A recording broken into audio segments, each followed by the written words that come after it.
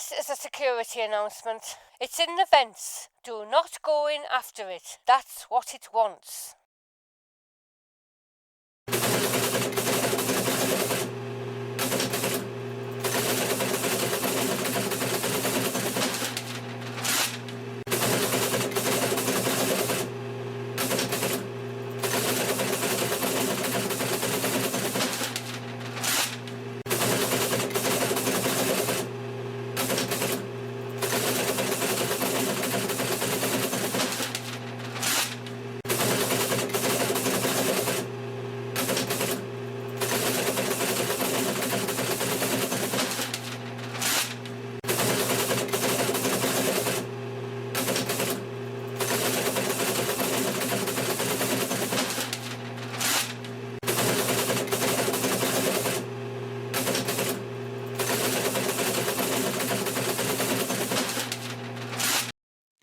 Hutton Orbital Radio News. Tune in every Thursday and get the horn.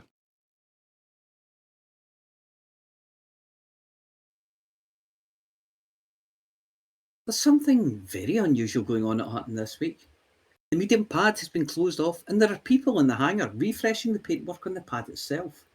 Tiny robots with hoppers full of different coloured paints whiz about the place like demented Roombas, while two human operatives stand against a nearby wall, eating chips and pointing out where they've missed bits. In the flight control office with the big window, the shifts have changed over and the controllers are adjusting their chairs and sweeping crumbs off desks. D-shift always leaves a mess and never cleans out the microwave, so there's a lot to do. Suddenly, the LiDAR screen gives out a blip, followed by another blip. Then two more, and another 6 after that. And then the board seems to be covered in signals, all converging on Hutton. This is it. The Thargoids have finally arrived at Hutton and war is on our doorstep. Someone shouts to the manager, who appears at their door with a half-eaten cheese substitute sandwich in one hand and a cup of tea in the other. They take one look at the screen and mutter, but just as the red alert signal goes off, everyone scrambles to battle stations. Well, that is to say, they all stand up and look at one another. After a few awkward glances and clearings of the throat, they all sit back down again. Normal procedure would be to send Marines to cover all of the airlocks, but we don't have Marines at Hutton, so we send some of the shopkeepers from the parade with pitchforks and hollow torches to meet the invaders. The defence turrets are brought online as the head of security climbs into their command chair, giggling giddily. The turrets haven't had a good workout since the last time Wraith Bobby B was at the Hutton trying to land. A hapless technician is sent to the top of the big aerial with a comm unit and a pair of binoculars, space binoculars, to keep a lookout. In the command centre, there's an air of tension. Then someone lets out a prolonged and high-pitched squeaky fart, and there is an air of some kind of curry. A message comes from the big aerial. They've seen a ship of unknown configuration approaching the station.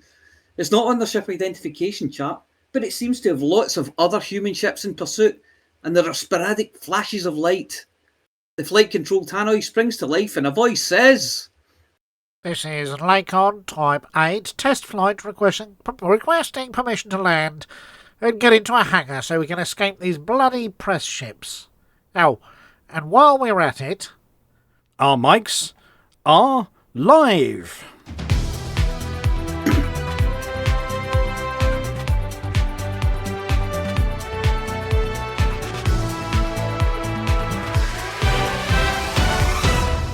Good evening. Tonight's show is brought to you by the letter T and the number 8. Not 11, then? Never 11. Did someone mention tea? Oh, I could do with a good cuppa. Or a mug. Don't forget the mug. Never, ever forget the mug. Anyway, here are some headlines. 8 is the new 6. Or maybe 7.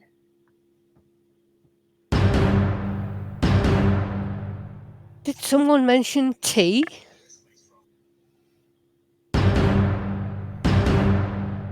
Too hot, too messy rumbles along.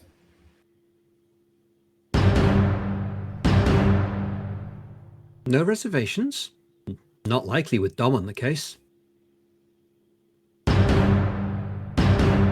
Oi, you lot, pay attention, it's BGS time.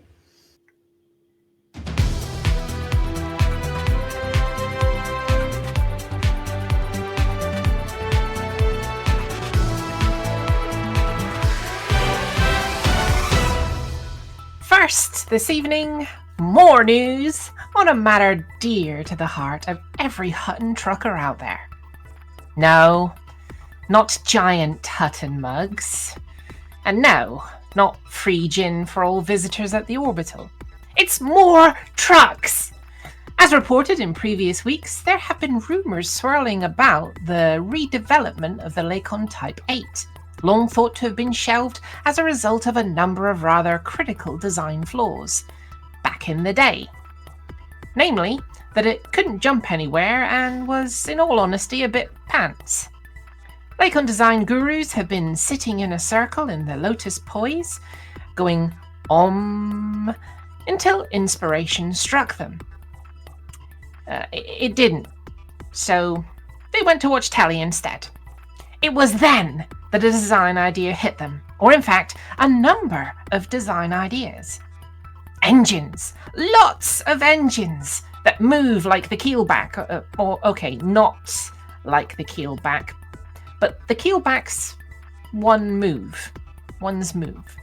A design ethic that screams leathery eggs or giant transforming robot, just without transforming or making the noise. Yes, their final designs for the soon-to-be iconic but not as iconic as the Panther Clipper ship have been released to the public, and the response has been overwhelming.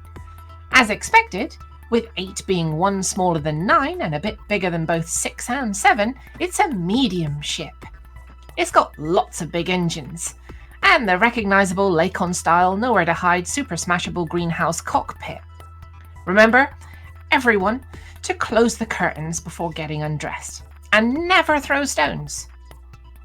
While specifications are still unreleased, rumours are that it's Lakon's answer to the Python. Yes, both the 1 and the 2, and has the potential to fill the slot in the parking garage left absent by a truly multi-role ship. The Type 7 can best be described as fugly, functional but ugly. It has a huge forehead, it's ungainly, and to be fair, utterly awful at combat. The Type 6 and keelback are little pocket rockets, matchbox-sized little tykes with a love of hauling. And the Type 9, Big Bertha, the space cow, and her rather testosterone-fueled Type 10 variant, well, they're both huge. This is the Lakon we've all been hoping for, and rumours are that the pictures released recently are of an actual production model of the Type 8, meaning we won't have to wait long to see them out and about in the space lanes. Whilst Flossy is hanging around the Lakon offices with some deep pockets and a sneaky eye on where they left the keys, the rest of us will just have to wait for the release day.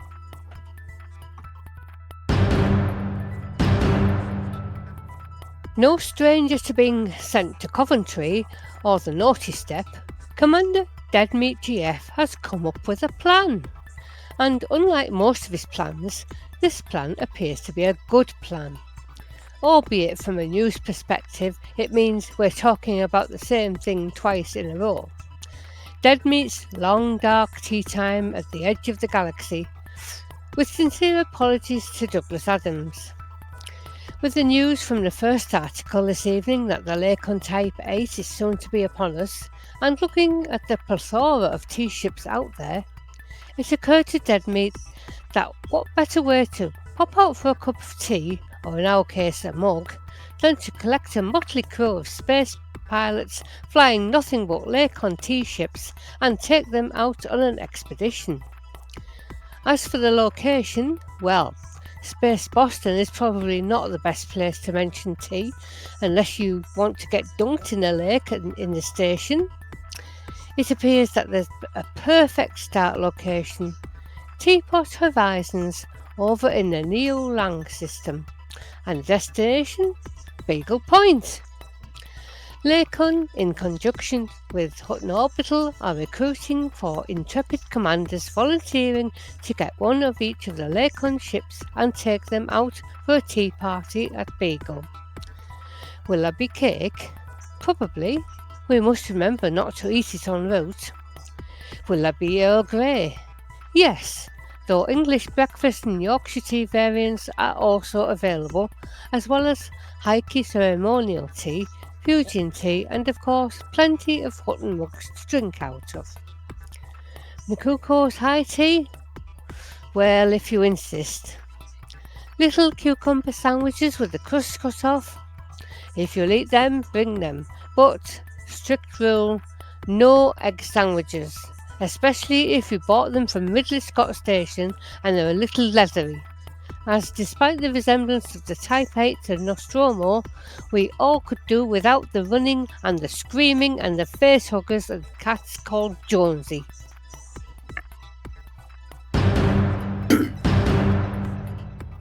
It's Too Hot Too Messy week 94 and things have picked up, with 645 mugs and 478 gin delivered last week. I wonder why there are more mugs than gin.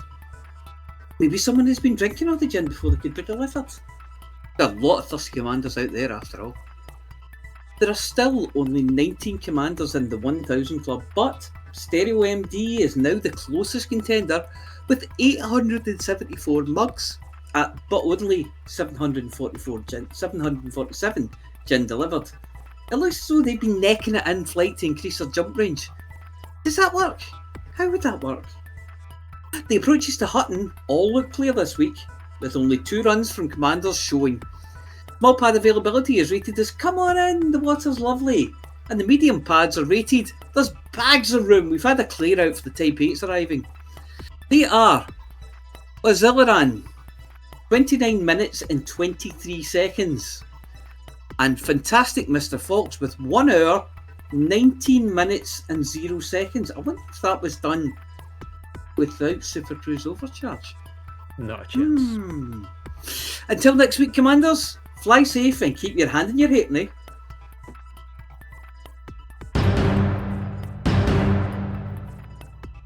In utterly non-Type 8 news, it turns out that the galaxy's largest chain of hotels is no less susceptible to UA interference than your average station.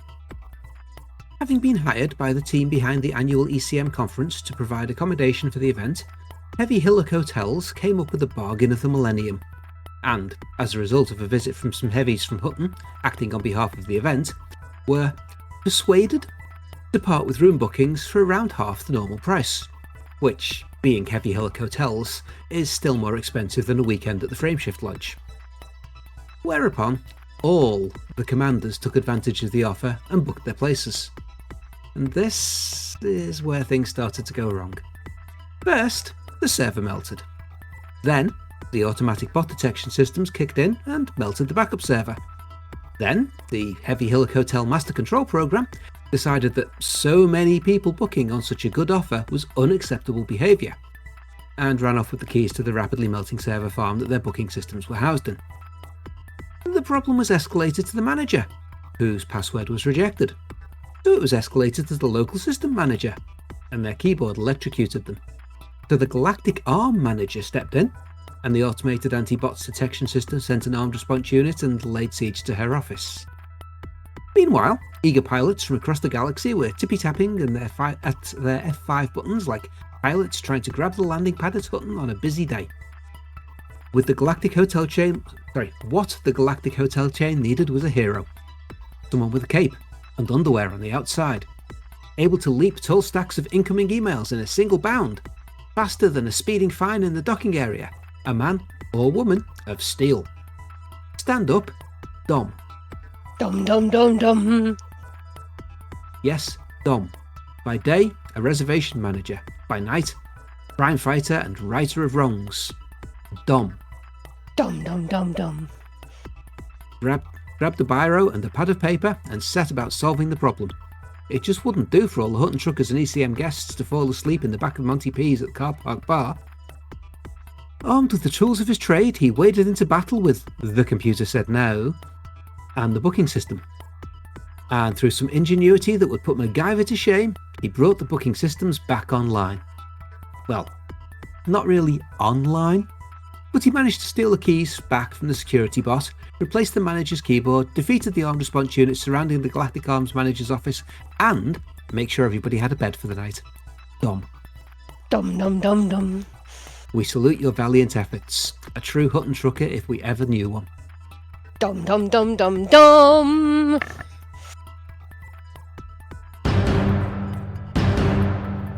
Welcome to this week's BGS Rundown, and at last we can see some changes in the states around Hutton systems. You'll still find your booms if you want them, but this week we have some other stuff too. But first, a word of caution. We have some systems which are at or beyond their preferred level of influence. There are warning lights all over the place, and systems to be avoided are LHS 340. It has been assessed and rated as being a Boher, away from tipping over into expansion. We cannot say at this stage whether it is a metric or imperial Boher. Wolf 124, PSPF LF2, Treppin and Van Manen Start. Who did that? Wise 0855 0714, Wolf 1481, LP 245-10 and the Haghole are all best left alone this week. There are booms in Wolf 562, Luyten 145-141, Wolf 359, Jaws Pantazis, Wolf 25, Ross 671 and Epsilon Eridani, if you like that kind of thing. Some of those have civil liberty states going on too, but civil liberty doesn't do anything, so just ignore it. Now it gets interesting. Barnard Star is in an investment phase, which is like an amped up boom, so it's all go there. We're at war in the Renses with Luyten at 374-14 prison colony. But what does it all mean? Well, just you wait there and I'll tell you. If you want to truck it, then truck it to Barnard Star for maximum profit on goods and missions. If you want to shoot it, then get yourself over to Narenses and hit Luyten 347-14 prison colony in the middle of its big stupid face. Remember, it's prison rules for these guys. Hit them hard, hit them fast, steal all their snout and set their mattresses on fire. And remember, snitches get stitches. And that's it for this week's Hutton BGS Roundup.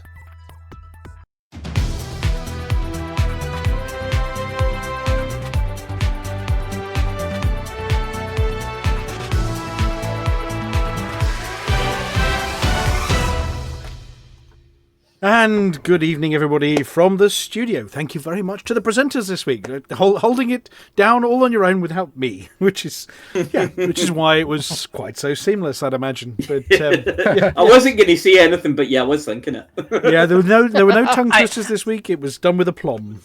I almost made a big scene. A big scene. Yeah, I cracked up. I had to put my hand over my mouth and stop myself breathing whenever Flossy said dom dom dom dom. Yes, dom dom dom dom. Dom dom dom dom. Well, like, credit where credit's due. Also there was giggling giddly in there. Giggling giddly. Yeah, but you wrote that for yourself and had to read it yourself. That's why I didn't write it for myself. I wrote it for somebody else to trip over. Yes.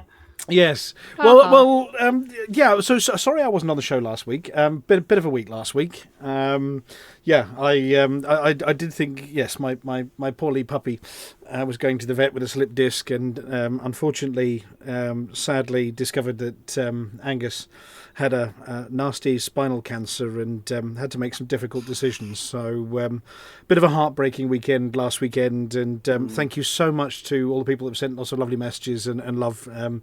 My other half, my son, and I all really appreciate it. I do miss my wingman of the last 15 years terribly, but thank you so much to everybody who sent some messages in, and sorry for not being on the show last week, but bit of a tricky one. So yeah, I'm back. I've been keeping the other puppy company, and because he's a bit lonely, but he has been keeping me company during the week, and as all of you are this week. Well, who are we? Well, we are a Litho Breaker. Good evening, Litho. Hello. We're a Flossy. Hello. We are an Apology Officer. Yeah. We're an Amelia. Hello. And we are a Gas Superstar Volcarius. Good evening, Hutton Orbital. Oh, Good evening, where everybody. did he come from? He snuck in. Well, that's one of the good things about me not having to talk during the start. I managed to get a few ducks in line, which involved actually unlocking the door and letting Volcarius in and making sure that there was at least one of the Volcarius Oh, it videos. was you, was it? Yeah. So, yes, we have the sort of usual show this week. It is technically a Green Room week. So that means if you do want to pop in and say hi to us, you can do towards the end of the show. You can do so by popping into our TeamSpeak server. And there is a channel down there called the Green Room channel, and then when we get to the Green Room bit, we'll drag you down here. Or you can chat in the chat channel over on Twitch, or we can talk to each other, or whatever. We'll do that at the end of the show. Now, Flossy, if somebody opens up TeamSpeak and would like to connect to the TeamSpeak server so they can chitter-chatter or listen in, what's the server address in TeamSpeak? ts.forthemug.com. Yeah, ts.forthemug.com. TS, that's not a website. TeamSpeak. It's not a website. It's not a website. No, you do have to put it in as the server address. Yeah. I know what it is. It's a TeamSpeak server. It is a TeamSpeak server. But you can always just chat to us through the Twitch chat channel or whatever. And do we have any drops live this week? I know we have had recently for all sorts of bits. Yeah, there was drops on yesterday for the live stream. So the 23 minutes in, you might be getting something already just by watching Flossy. I'm not, because I'm just tuning in now. Oh, right, okay. Well, only took 20 minutes to get them. Yeah, so, hey, look, some of you who've been listening already have got your drops. Right, so let's look down the headlines and bits and bobs from this week. First up, was there a Frontier live stream this week? Do you know there was? Surely not. What? Yeah. Yeah. Oh, you know, last Wednesday of the month. Mm-hmm. What? That's not right. Happened. Oh, okay. Well, It's probably how we found out about the Type-8.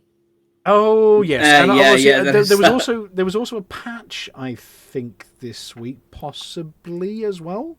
Oh, I don't know. There was. I mentioned it last week. There was indeed, yeah. Yeah, there was a bit of a patch. It happened. The servers melted a little bit, a bit like the booking servers, which we'll talk about in a minute. But they did bring everything back online in relatively short order thereafter. So there were lots of things in the Frontier live stream, things about Formula One cars and probably dinosaurs and zoos, but there was also some space news of that variety, not the other variety that we're going to talk about in a minute. There was space news about spaceships, space news. Particularly, if you hadn't guessed by the start of the show, the opening banter, and two of the articles, it was about a Lakon. It was. This was one of the ones. You remember ages ago, Amelia, you, me, and Chicks were having a talk when they first said they were bringing out 4 ships, and we were going, yeah, but what will they be and what would they do? Look at that. Yeah, and we kind of Isn't that wanted. pretty? We wanted something like that, didn't we? We did, and there was a concern that it was going to be all variants on existing ships. Well, I suppose another Lakon is a variant, but my goodness, it's not really a variant. It's not. That's a new ship. It's not a variant. That is a new ship. Yeah, that's an entirely new ship. It's an entirely new ship. aside from the cockpit, there's nothing to link it to the other. Yeah, the cockpit looks a wee bit Type 7ish, but the rest of it isn't. No, and you see that little port on. So I'm just flicking through a few pictures here. Look at the side of the ship there. You see that port on the side? Doesn't that look like a docking port or something? That round thing. To me, that looks like the on switch. That looks like a rotor. Yeah, it does look like a chunk. Yeah. Do you know what I like particularly about this? Go on then. It's where they've placed the logos. You know, where you can put your own. Oh yeah, I can see. Yeah. It's easy to see. Yeah. You know, because on a lot of ships, landing gear as well. Yeah, love the landing gear. Oh my god! But on a lot of ships, you don't see your symbols very easily. No. Yeah. But on that ship, it stands out. It definitely does. It does. Just looking at it now, is that 4 landing legs or is that 2 and 1 at the back? Let's just flick through the pictures and have a look. No, there's 2 at the front and 2 at the back. There we go. Look. That's okay then. That's what I needed to confirm. There you go. There's a close-up picture. Yeah, that's okay. It looks planted. it looks like it should walk around a planet's surface, like one of those. It's got a bit of that sort of Clone Wars, clone tank kind of vibe about it. For those of you that watch the Clone Wars, Ed 209. I'm getting Ed 209. Yeah, little bits of Ed 209, absolutely. I was thinking Mech Warrior. If that's what you. Oh yeah. Biotech. Do you know what I'm kind of thinking as well? See those big heavy lift cranes that lift containers and things like that. It's a bit like one of them. See with the two big arms. It does look like it's got and the cockpit significant in the middle. purpose.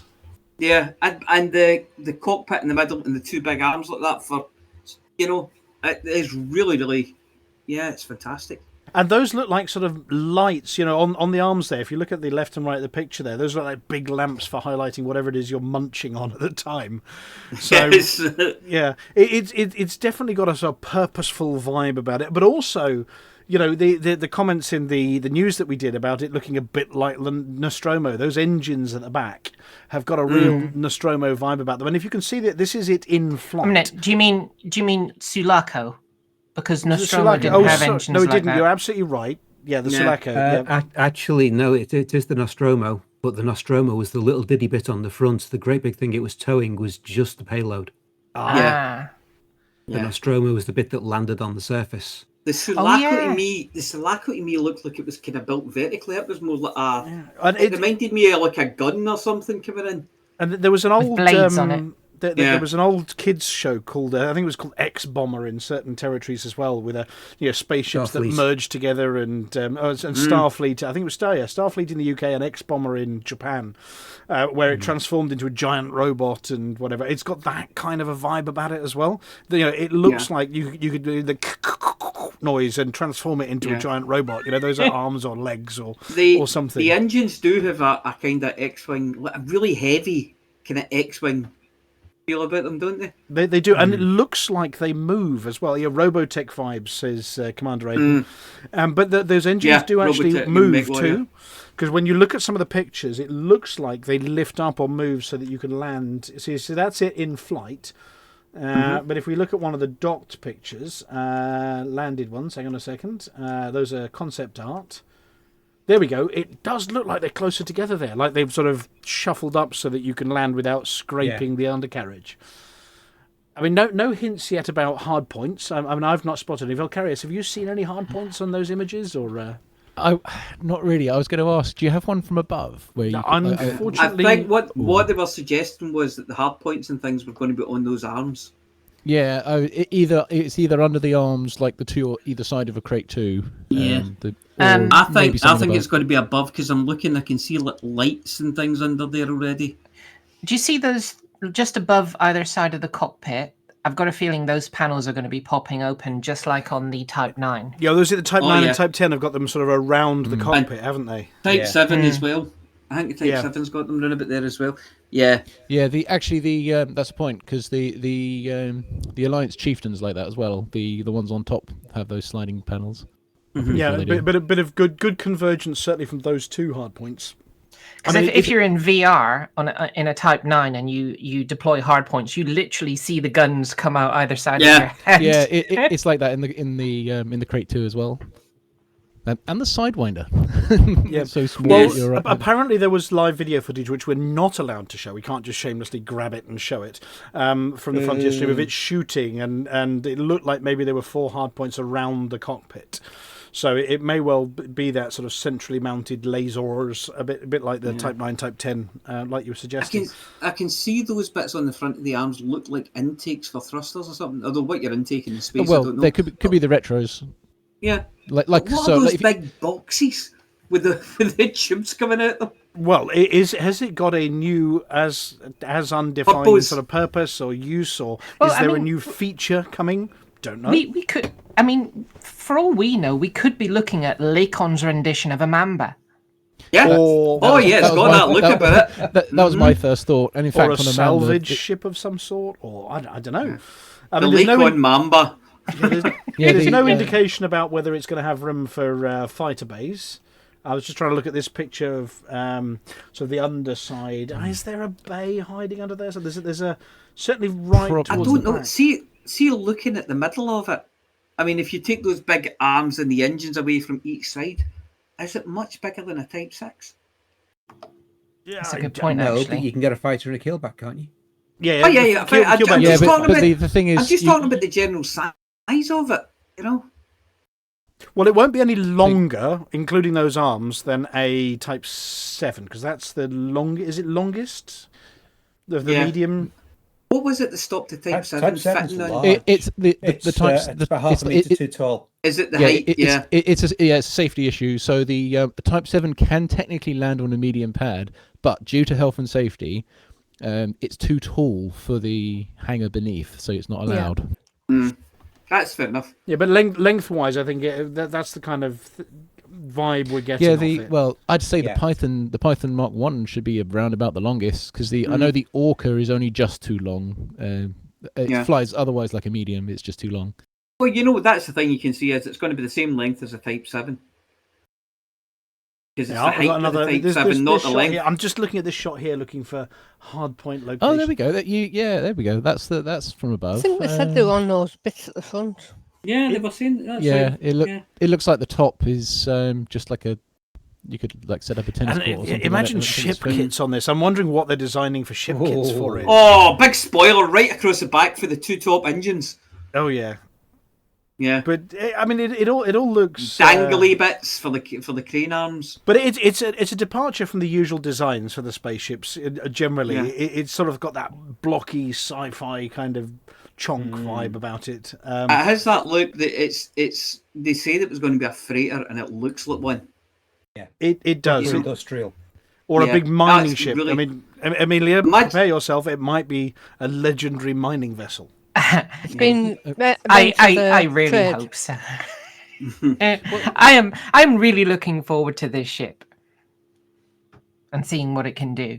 Yeah, you know it's going to be rigged for mining. I have all my ships are rigged for mining. Oh yeah, doesn't matter what it is. So Flossy, you were saying something just there. Sorry.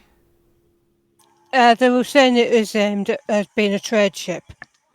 A trade ship. Okay, so we're potentially looking at more space than a 6, less space than a 9. The thing is, will they give it more space than a 7?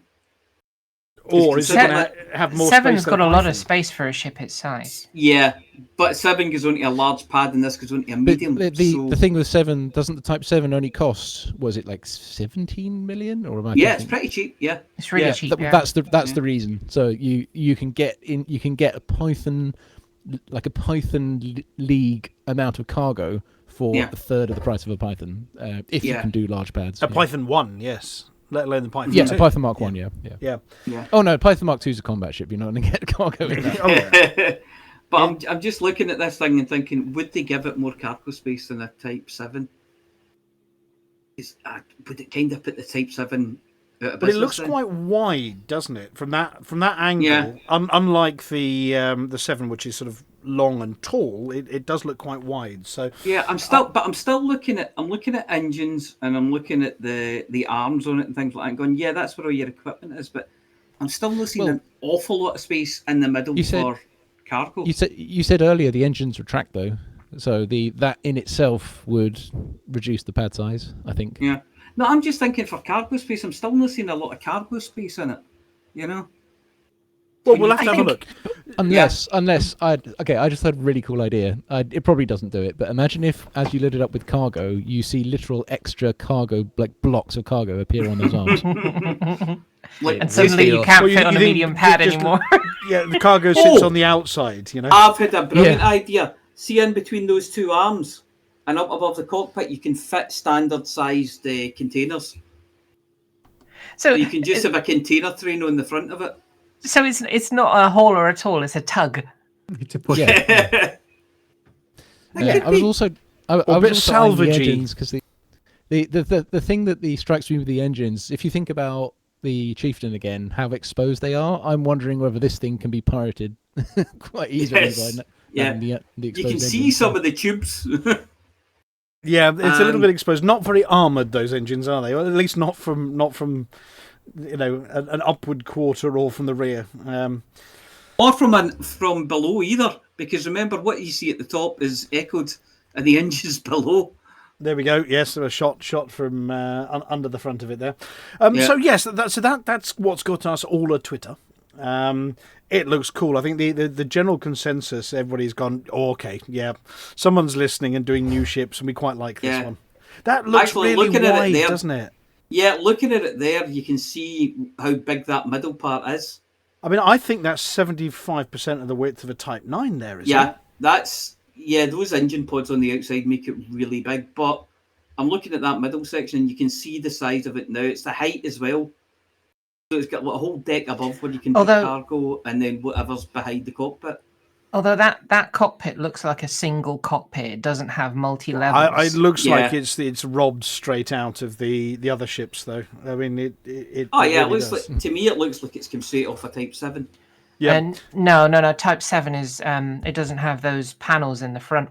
But I mean, a Type 9 has like multi-levels in the cockpit. It looks the same from the outside, but once you look through the glass, it's completely different interior. Mm-hmm. That looks like a Type 6 cockpit. Yeah, it's one level, and you don't know what's sitting behind it. There might be other stations behind it, but there's only one person sitting in the glass dome.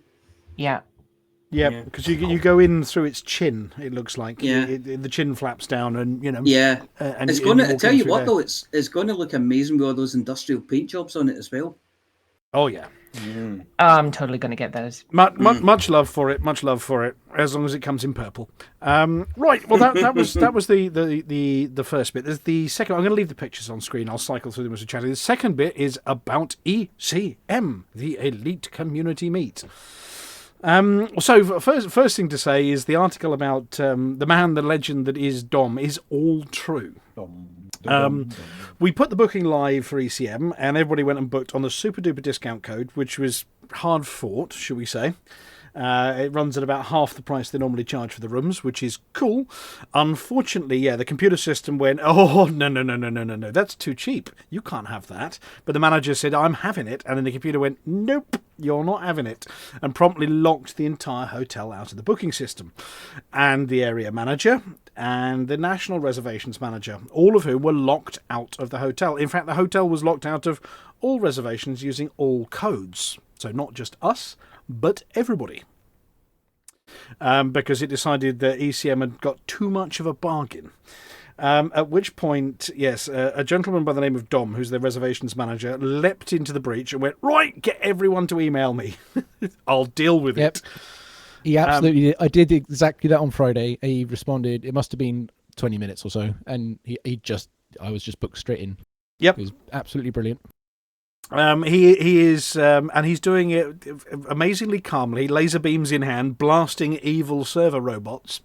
So the actual entire hotel booking system was offline, not just for discount codes, but for any bookings for 3 whole days as a result of all of us. They weren't able to take any bookings for 3 days for the whole hotel. And he was having to do it with bits of paper and sticky notes on walls and all sorts. And they finally got the internal booking system running. So it doesn't look like the code booking system is going to work. But so the answer to anybody coming is you do need to email the legend that is Dom in order to get your super duper discount rate. So once you booked, there are, I think, 10 rooms left in the hotel before it's completely full. That doesn't mean the event's full, but it means the hotel is full. But we have a spillover hotel, which is the what do we call it? It wasn't the Travel Lodge, it was the Frameshift Lodge, also known as Travel Lodge, just round the corner, which has got some good prices. And there is a slightly posh hotel also just round the corner that's about the same kind of price. I can't remember the name of it, but I can find it out. But just because the hotel doesn't have rooms doesn't mean the event is full. I'll let you know as soon as we fill up. In terms of content, things going on. We've had somebody donate all the parts for a Lego Anaconda for this year's Lego challenge. Last year was a Lego SRV challenge where we had to build it by the time of the raffle, which we managed to do with 2 of them. But this year it is a full Lego Anaconda, which the audience have to build by the time we get to the raffle. Complete with instructions. So that's going to be on a table, and everybody, I think everybody has to place 10 parts, and we might be halfway through the model. So there's that going to be going on. We've got a group of a new group of people joining us. They are actually firing up a table, and they're going a little bit old school. They're firing up an Age of Empires challenge.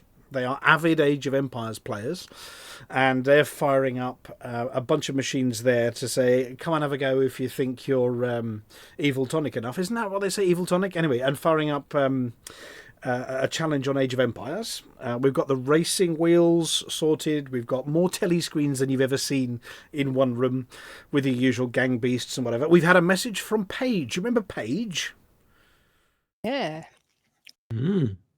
Anyway, Paige is social media manager now for Special Effect. That's the BAFTA award-winning Special Effect, one of the two charities we're raising money for. But Paige can't be there in person, but Paige wants to be virtual Paige. We're talking Sheldon style from Big Bang Theory, and have her face on a screen somewhere, and is threatening to fight anybody remotely. If you know what I mean. So Gang Beasts, she will be firing up some battles of that, and yes, challenging people to log on. We'll have a machine there with a few controllers on it, and you can log on so the page can beat you up remotely.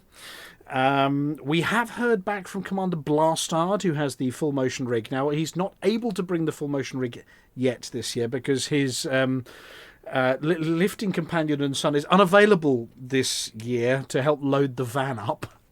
So he can't physically lift it to get it there, and his little car's too small. So at the moment, he's going to be bringing models, scale models of the full motion rig with him, and all sorts of gadgetry and wizardry. He's electrical engineer of no small talent, that man. So he's going to be bringing those as an absolute minimum. We got the arcade machines, all the usual shenanigans going on. We don't currently know who is coming from Frontier Towers, though we are expecting to hear from somebody there as well. Lave Radio have said they want to actually do a live version of Lave Radio and kidnap the stage office for a bit to do a live version of Lave Radio. We have the usual. We've got some music. We've got the Hutton Orbital show. How we're going to manage that, we'll work it out. And yeah, the bar, and they've promised us proper ale, and it's all going swimmingly. So if you haven't thought about coming along, 10th of August, over at the Hilton St Anne's Manor in Wokingham, which is in the United Kingdom, and somewhere in the southeast. Planet is Sol, fairly close to Alpha Centauri. Anyway, yeah, August the 10th, though a lot of us will be there from the 9th, having fun in the evening, prepping everything, and then playing Cards Against Flossy for hours. By the way, Flossy wins at that one because she's very, very rude. Anyway, all moderators, Flossy, what did you do? What? The ban hammer. Oh my goodness, I saw that. Is it not the ban pan? The ban pan, yes. The ban pan. Hey, no, there's a picture of I hadn't spotted the person in the picture of the Type-8 there. So yeah, that's ECM. And there's much more being planned. We've got a big meeting on Sunday to talk about it. But basically, if you want a beer and some food, or soft drink and some food in the company of elite people and gamers, then come along, and lots of money goes in the charity tin. I was thinking about running a Traveller game this year. I want to. What, run a game? game? Do it on the Friday. No, do it on the Friday. Do it on the Saturday. That way I can take part. Well, we'll be like it'd probably be Friday night we arrive, because Sandrine's got work. And we're setting up. Yeah. I don't know. No, I'm purely selfishly on my part. It's just so because on Saturday I'm dead busy. Or I suppose at the end of the day, yeah. Yeah, evening. You could do it evening. Absolutely. While Lave are on stage. Sorry? You can do it while Lave are on stage. What? Well, they won't need any of us for Lave I thought Radio, it was a game of settlements and scavengers. Well, Traveller it's like a 3-4 hour to get a good game. Have you seen how long Lave Radio shows run for? Yeah, well, while they're doing their radio show, we can play a game of Traveller, and we might be there by the time they finish the intro. A bit like this show. Okay, well, that was ECM news. So if you can I just point something out? Amelia. Sorry? Apparently, no, you can't point something out because you've fallen off the channel for the third no, time. Flossy's just panhammered the apology officer. Oh dear. I'm sure the apology officer will be back. I didn't. Yeah, you did. Look, It wasn't the apology officer. the apology officer is apology floating officer in fell over a space pan. outside the studio now, waving through the window. That wasn't me. Let me in. Connection lost, it says. See, I'm not surprised. It's cold outside. There's no kind of atmosphere. They're all alone, more or less. More or less. Yes. And they took the sandwiches with them as well. Oh, that's terrible. Right. So what's next up on our schedule? Are we getting towards the space newsy bit? Well, Or we should I can't do- do the space newsy without Mia. No, I know. We have to wait for Mia. So, well, we might as well talk some more about that. So there are 2 more ships coming, by the way, after the Python 2 and the Type-8. Lakon 8. So we're going to obviously hedging bets on whether it's another Imperial ship or 07. Oh, crikey, there's a name we haven't seen for a while. So it could be an Imperial ship. What do you think, Volcarius? Bets on whether the Empress is going to unveil something sleek and shiny? It would be nice if Gutermeyer... I'd want Gutermeyer to do something, but realistically, though, if I think about which ships tend to get ship kits, paint jobs and such... usually they favour the more popular ships, like so you see a lot of Anaconda stuff, you see a lot of Python stuff. So probably let's see, we've had 2 mediums. So I wonder whether that means they're just going for mediums. We've also had 1 combat and 1 trade, maybe trade/mining. But they've got to do something exploration.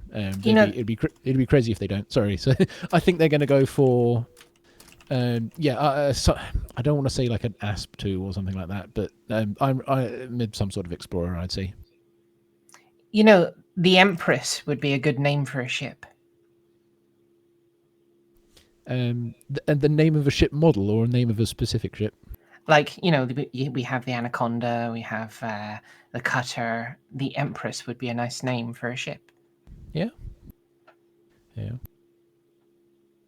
I'm trying to think what explain. So, I don't think they're going to do another crate, although crates are popular. You've already got the crate Phantom, like that's already the Explorer. And the Type 2. The crate Mark 2. Mark 2, sorry. Yeah. Well, that's more of a combat ship. It's more of a multifunction, I suppose. Yeah, you can do anything with that. Yeah. What else? So you've got the ASP Explorer, but then that's already an Explorer. It's not like you need a bigger version of that. I don't know what it would be, but I'm thinking. Hello, am I back? Yay! Yay, you're back. We were filming Yay. especially for you. You shouted my name and then you disappeared. Yes. Help me! No, what I wanted to say is, remember when, I don't know if the picture's still up, of the... Yeah, it is. See if you look at that picture that David's got up on screen just now, the Type-8 on the ground. Yeah.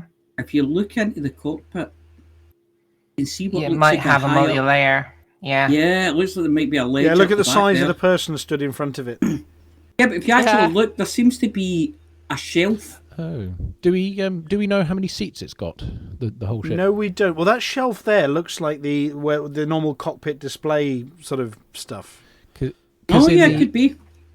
Yeah. Well, if it is 2 seats, I know in the ASP you've got a whole one above, one below thing going on. Or Yeah, over they your go left all- and right shoulder. With that left and right window, maybe there's an over your left and right shoulder kind of seat. Yeah, I'm kind of Yeah, looking that's at like if that's the display table thing, then it probably is a single level cockpit. It looks huge though. It looks yummy. It does. It does. Right. Well, now that you're back, I can push the magic button, can't I? Oh, For you don't have to wait for me for that.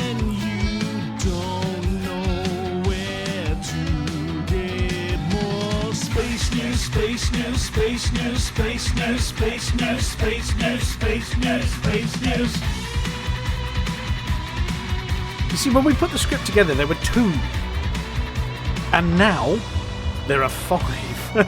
Yes. You kept saying have another one. Yeah, I keep saying, "Oh, what about this article?" And yes, I suppose that's on me, that one. So we have a whole pile of them this week. I may have fixed the Let's be backgrounds. quick and not get sidetracked then. Yeah, okay. No Yeah. sidetracks allowed. I've Talking of sidetracks, I've completely lost where the button is. Hang on a second. If I turn that button off and I turn this button on. Here we go. So the first one this week is about a space telescope. Yes. It's the... So do tell. It's the Euclid Space Telescope is taking pictures of the universe, and there's lots of beautiful pictures of sparkly clouds with orange stars in them and something going on in the middle that's pink, and it's just amazing looking. Yeah. So this is working with Durham University, isn't it? They're looking at the dark universe, apparently. Yes. Yeah, which is the bit that Dead Meat GF inhabits. It's a bit like the dark web, just with more stars. And yeah, they're showing clusters, thousands of galaxies, star-forming nurseries, galaxy mergers, all those kind of things. And they're putting loads of pictures. They've got 6 pictures, I think, as you said. And yeah, apparently no small feat for an ambitious mission. It's expected to last how many years? How long is this? Is it a long one? Like 6. I think it's 6 years. Right. Or the mission will last 6 years. If the satellite lasts beyond that, then they'll keep using it. You know, don't know. Yep. You know, but if it switches off after 6 years, they'll be happy that it's done everything they needed it to do. Yep, so it launched July last year, I think, this space telescope. Apparently it's the most sensitive camera ever built. It's definitely a millennial camera, or maybe a Gen Z camera. Yeah. Yep, very sensitive. It's probably vegan and drives an electric car. It likes smashed avocado on toast. Absolutely. And is offended on behalf of all the other satellites out there, especially the ones that the Russians are or are not trying to destroy in orbit. Yeah. That's rumours and unproven. And allegedly. Yes. Allegedly. I don't think we need to say allegedly, because I don't think anybody's coming after us in court. Let's be honest. Right, well, that's the first one. And cool, more space. I mean, we're spoilt at the moment. We've got the James Webb, and we've got this one, and yeah. If nothing else, we've got loads of cool pictures, but I'm pretty sure there's science behind it as well. And then, talking of satellites, we've got your second article. My second article is, oh God, I can't remember the name of this thing. But British engineers, it's the people it's Airbus that have made a satellite to go up Vigil, and look at I think the it's sun. called Vigil. Yeah. Not Vija. Definitely not Vija, Vija. not Virgil. It's Vigil. And what it's going to do is it's going to sit out away from the Earth and not towards the sun, but off to one side. And what it'll do is it will monitor space weather, and it'll monitor the sun for, as I say, angry outbursts that would cause, like, remember the Northern Lights we've talked about nothing else for 2 weeks. So it'll look for that kind of activity, and sort of be able to pre-warn us about it. Yeah, so it's looking at the gap between the Earth and the Sun, and watching out for stuff that causes the aurora. I mean, that's that picture there is a little bit stylized. Yeah, I wonder it's increasing charged particles and things like that. I don't think you can actually see them, but it can monitor them somehow. Yeah, I mean, I would rather be looking at those 2 strange circles, just below the Earth there. Those look invisible planets. I mean, I would be pointing at a phenomenon like that one, 2 strange invisible planets, or maybe just maybe just lens flare that never came to anything. Oh, it could be. It could be. I think there's just the markers for where the Lagrange points are. Possibly. So here's a diagram that it's shows... nice that those are just sitting out there in space, isn't it? Yeah. But there you go. There's a diagram. There's a very big sun shooting lasers at planet Earth, and there's our defensive force field, and the defensive force field is stopping the evil sun lasers from destroying planet Earth, or something like that. Yeah, that'll do. Just in case you weren't aware of how many bananas it was between the sun and the Earth, they've put a little indicator there that it's 149 million kilometres, or eagles per square inch, or whatever it's supposed to be. Yep. Yeah, there's no animal-based analogy this time. And then they've got some pictures of some new astronauts, or ESA astronauts. Yes. Sophie and Raphael. They do sound like ESA astronauts, don't they?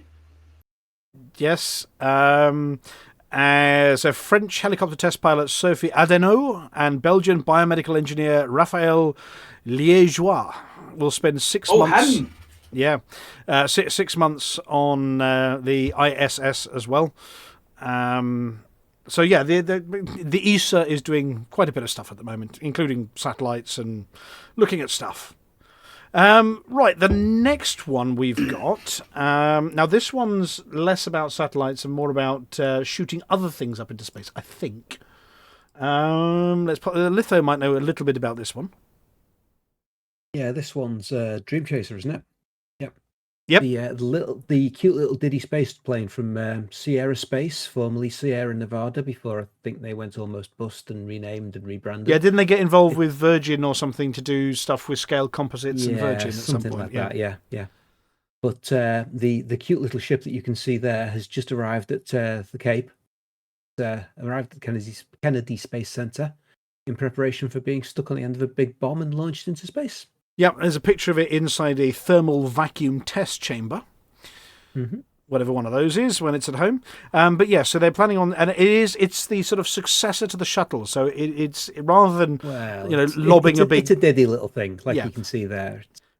But instead of lobbing a big chunk, square thing up into space and then bumping it down on the ground, albeit with parachutes or things, this one is designed a bit like the space shuttle to be able to fly back.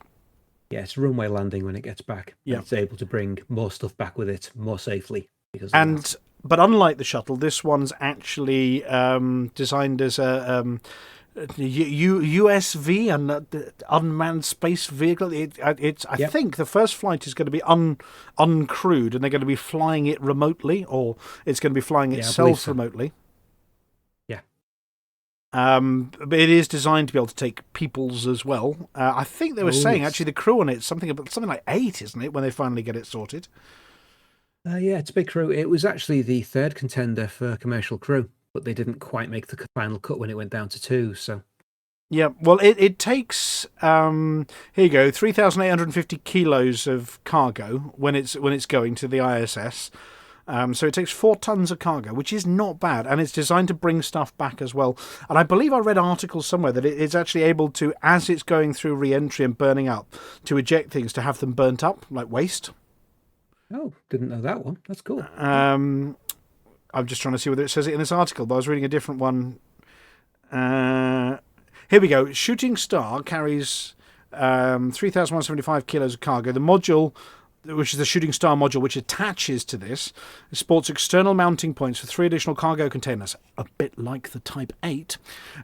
Doesn't survive re-entry into the atmosphere after a mission. Instead, it's loaded with tons of garbage that then vaporize with the module during its fiery descent.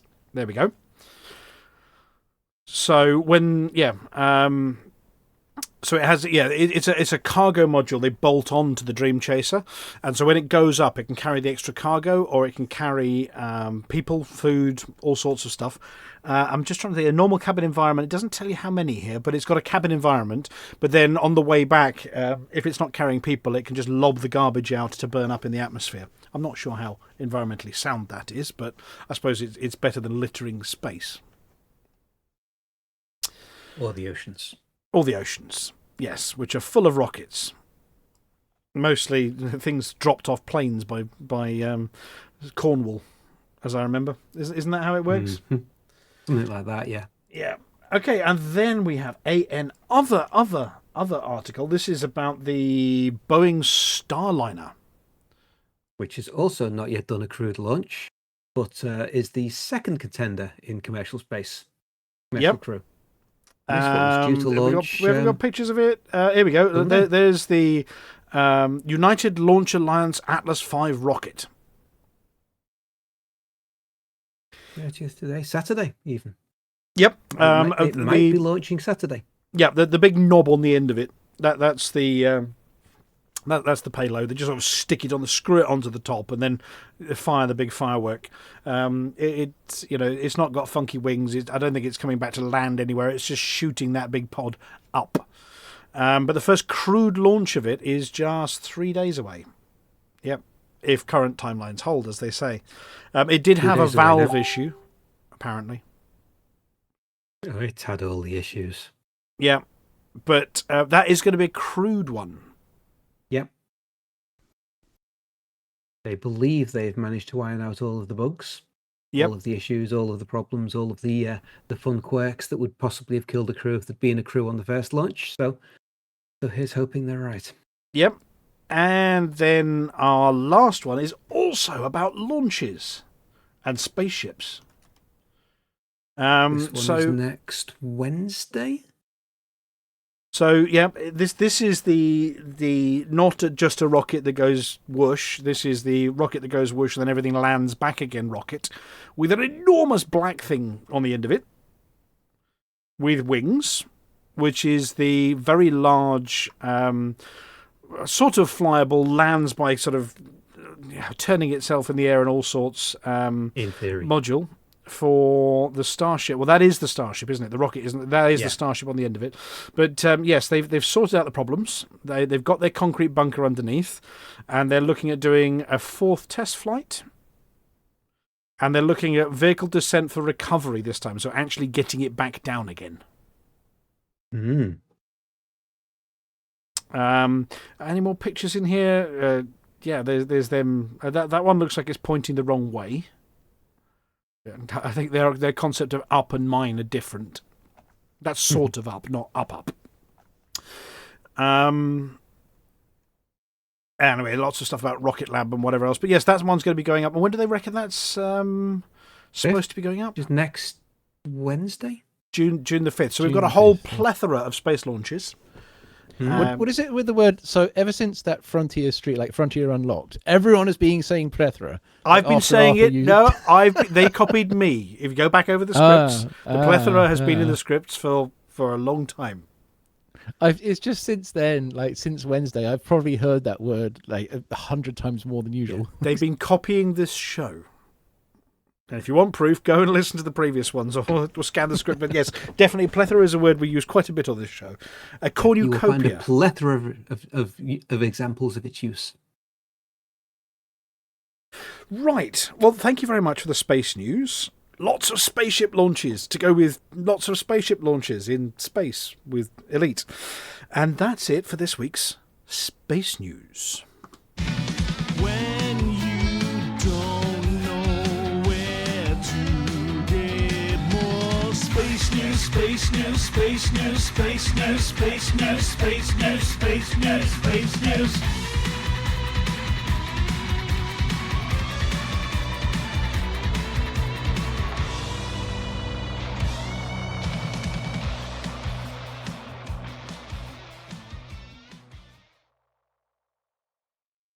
And now, over to Volcarius.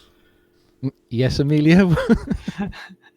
I forgot the Volcarius' bit. Yep, you go ahead, Volcarius. This is the bit after that I'm concerned about. Great. Yeah, so well done, everyone, with Titan Haddad.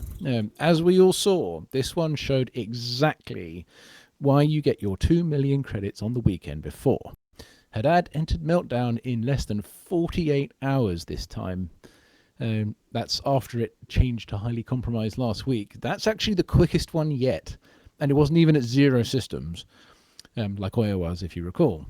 I think the main difference was how the attacks didn't really stop overnight or even during the weekdays. So well done to the day shift, well done to the night shift, presumably well done to the upside down shift. They must have also hit it pretty hard.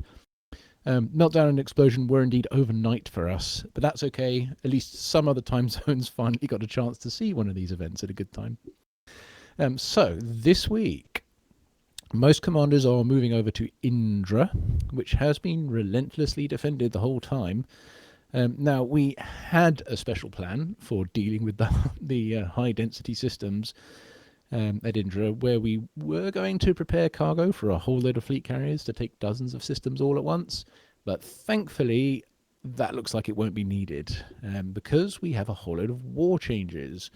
I mentioned it last time, and indeed the others mentioned it just earlier in the show, that update 1806 was coming with the Thargoid War overhaul.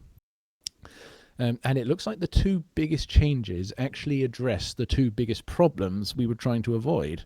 The first is that Spire sites, now they aren't just completely blocked when the Titan places new alerts anymore. You still have to clear the alerts, but once you do, the Spire site now works on the control systems further in. And that's the first thing that we need done this week. Clear the alerts around Titan Indra. To do that, authoress hunting is now extremely effective since the update. Remember, those are found, the authoress that is, those are found at non-human signal sources with threat 4. It must be 4. Definitely wing up to do it if you can. That way you get more signals between you and the war progress counts for everyone. Supercruise Overcharge is great for that, and the Python Mark II is basically the perfect ship for that. After the alerts are cleared, or at least the further out ones, then we need some Spire site action to get the control clearance rolling. Spire sites are now a more limited resource. They don't get reinforcements anymore. So be careful how much you push it. That doesn't make it wrong to use them, though. The closest Spire site to us is HR1358. But commanders seem to like going for HIP 19870. So whichever of those you like. The other big change is that the Thargoid system strength doesn't follow a stupidly sharp curve anymore. And actually, it doesn't follow a curve at all. It is now just a straight line.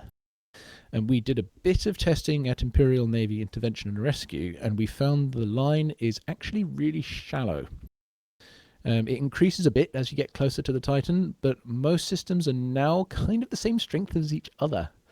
The good news here is that the inner systems are now much weaker, so we don't really need to worry about saving the last Spire site. We can just take those systems. The bad news is that the outer systems are much stronger. So that means we can't just wreck a couple of dozen a week anymore, like we did to prepare Haddad. A wing like ours can probably take now maybe around 3 or 4 systems a week without any help. The difference is now we can take any 3 or 4 systems a week, even the ones really close to the Titan. So that's how the change works there. We're still finding out how all the changes work, but for now, we know that authoress hunting is absolutely great in the alerts. Missions have been increased. If you're doing alerts or invasions, missions are very good. And in invasions or controls, you want conflict zone completions. Even if you don't kill the Hydras at the end, just reaching them in the conflict zone, even just solo. That's like, if you're just a solo commander, go to a conflict zone, get to the Hydras. That's about enough to put 1 pip on the galaxy map. You do that in a wing, you're looking at 10% system progress right there. So yeah, that's the conflict zone objectives. When those complete and you get the extra combat bond, that's what really counts. Random combat is a lot more powerful now generally, but yeah, it looks like conflict zone objectives are what packs the biggest punch, and that's it.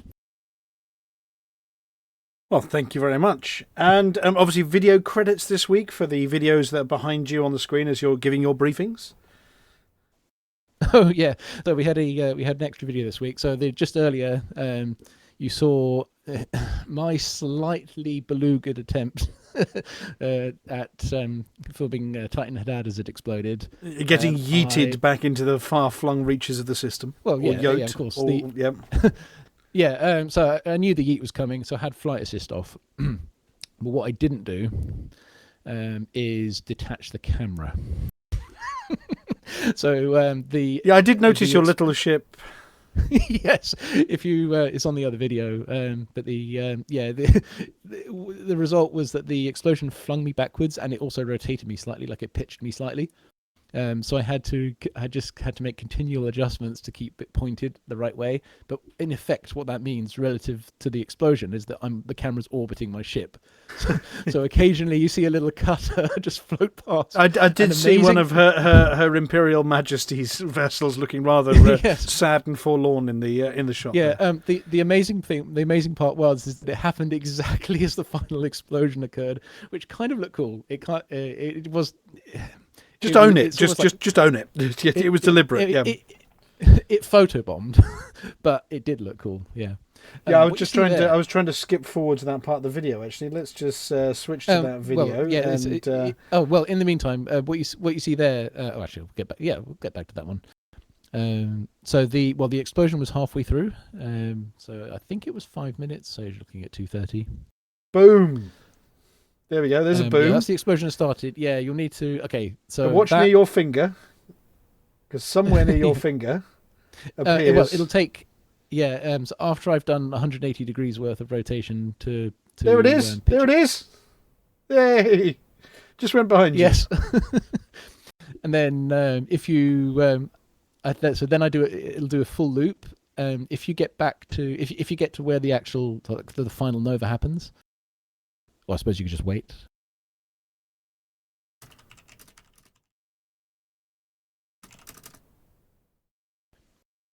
So I know we've got no sound. I know we've got no sound there, but the sound here is amazing because those little pops you can see all make massive, like deep, large cannon-sized booms. But yeah, and then again you can see the as the nova happens, my poor little cutter also floats straight past the shot again. Yeah, the big eye of Sauron going on in the background there. Well, look, thank you very much. And you can go back to the close-up.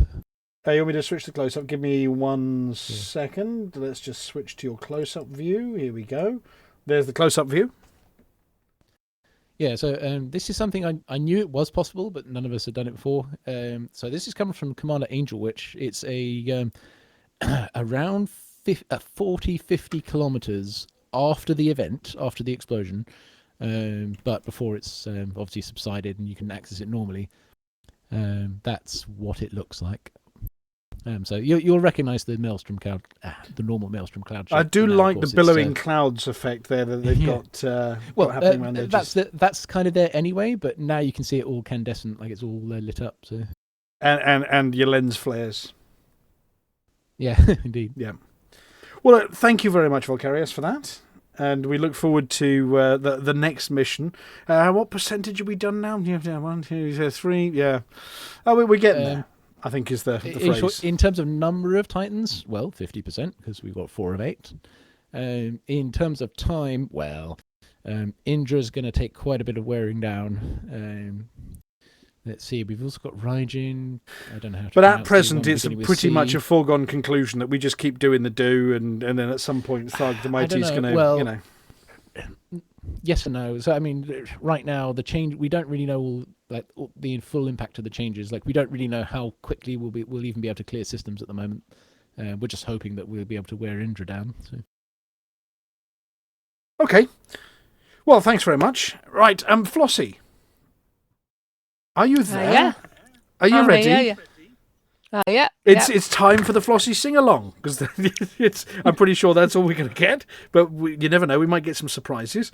But let's see if we can switch to the Flossy button. I wonder if I don't know which tune's playing this week, Flossy. Could be the quick one, could be the short one. When the universe is in trouble, bug infestations in the bubble, your home station's burned rubble. What on earth can we do now? Interstellar initiatives, let Flossy really tell hope you the entire Twitch channel singing along. You can get we might have to put lyrics on the screen, you know. Should listen to what Flossy says. Interstellar initiatives, Flossy tells us what she thinks it is. Then you can get involved with this. Now you should listen to what Flossy says. Hello, Flossy here with this week's CG News. Well, I'm sorry, but there's no CGs again this week. But watch this space. Dum dum dum dum dum dum dum dum. And that's it for this week's CG News. Flossy told you what to do.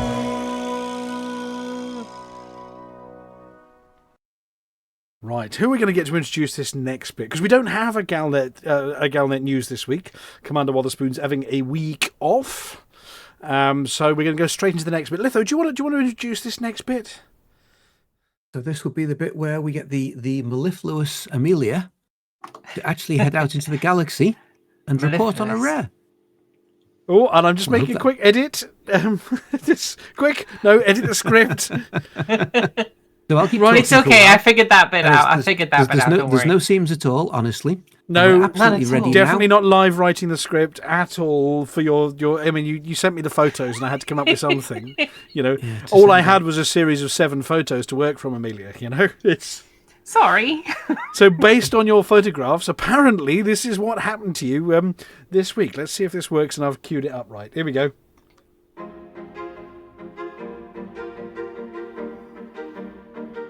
You are about to listen to Amelia Hawke. She tries all the galaxy's most dangerous rare items, so you don't have to.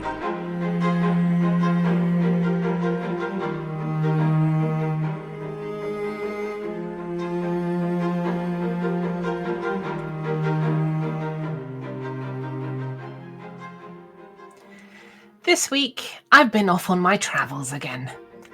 I've got my special adventurer's khaki-coloured spacesuit, complete with extra pockets. I've got my binoculars and my mozzie spray, and I'm investigating rumours of a quite special world, and a unique evolution of a much-loved Earth creature. The planet I've flown to this week is off to one edge of the inhabited bubble. I'm not allowed to give away its exact location for fear of attracting tourists, mainly for reasons connecting to the safety of those tourists. All will become clear later. To naturalists in the know, this planet is known as Dropberia and is made up of some quite sizable islands, most of which have stunning beaches and glorious blue seas. Surrounding these continent-sized islands and visible from space are some of the most glorious coral reefs you've ever seen. Discovered a couple of centuries ago by a number of space Australians, they're like normal Australians, but their walkabout has taken them to the stars. They were taken by how much of the planet resembled home. It didn't have much, read into that anyway, of indigenous life, but was a ripe candidate for terraforming, to make it the ideal home away from home for wandering Australians. After 100 years or so of speed terraforming, seeding the atmosphere with just the right things, firing up the ionosphere with some tectonic scale geoengineering, some deep drill equipment that remelted the core, and a big machine that put a spin on the core, the engineers left and handed over to the bioscientists. A veritable Noah's Ark of Australian creatures were transported to the planet and then super evolved at breakneck speed by cunning Australian scientists.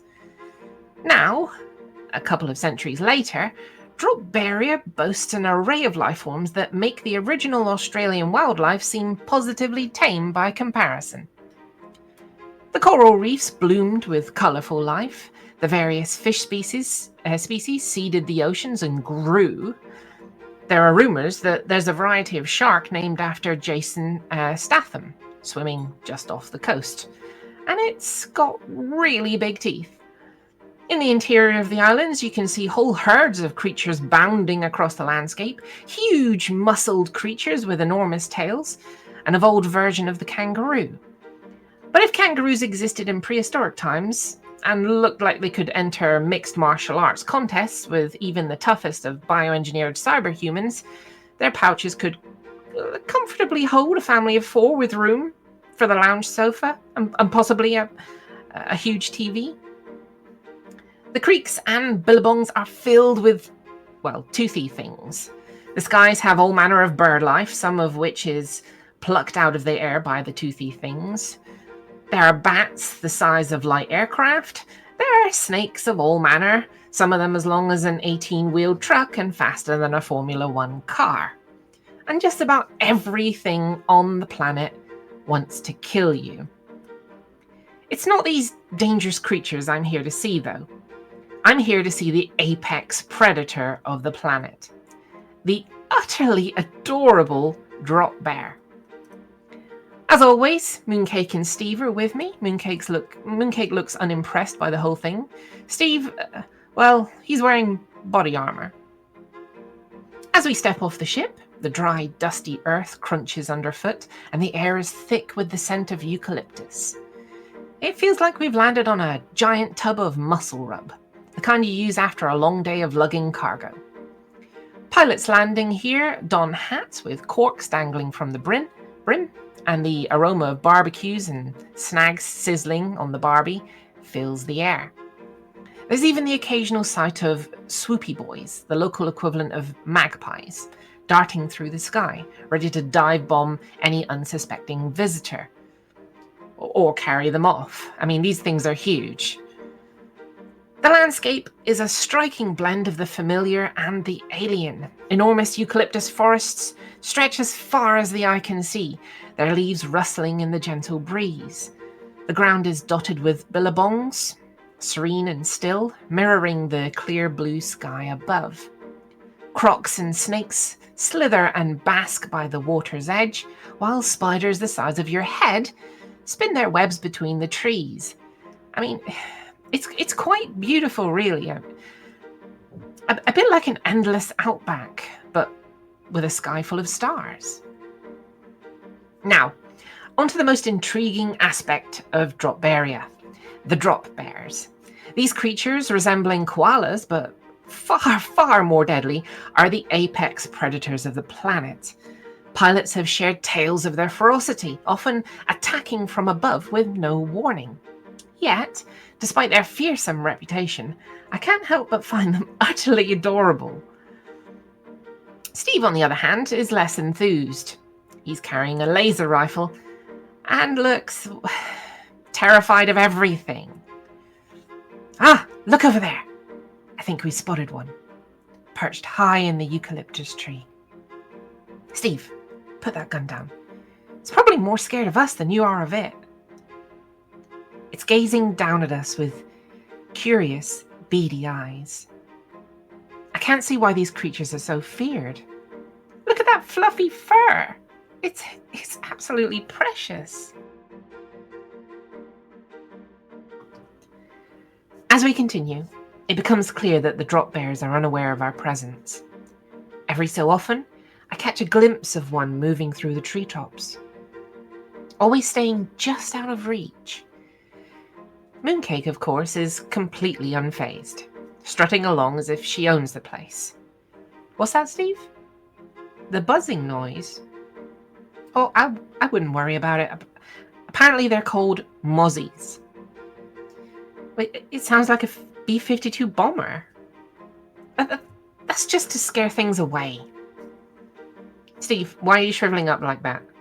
Oh God, something's drinking Steve. It's huge. It's okay, I've swatted it. Here, have a drink. You'll be right as rain in no time. What? You feel like you've been desiccated? Well, I'm not surprised. That was more than an armful it took. Look, stop crying. Look, it's not that bad.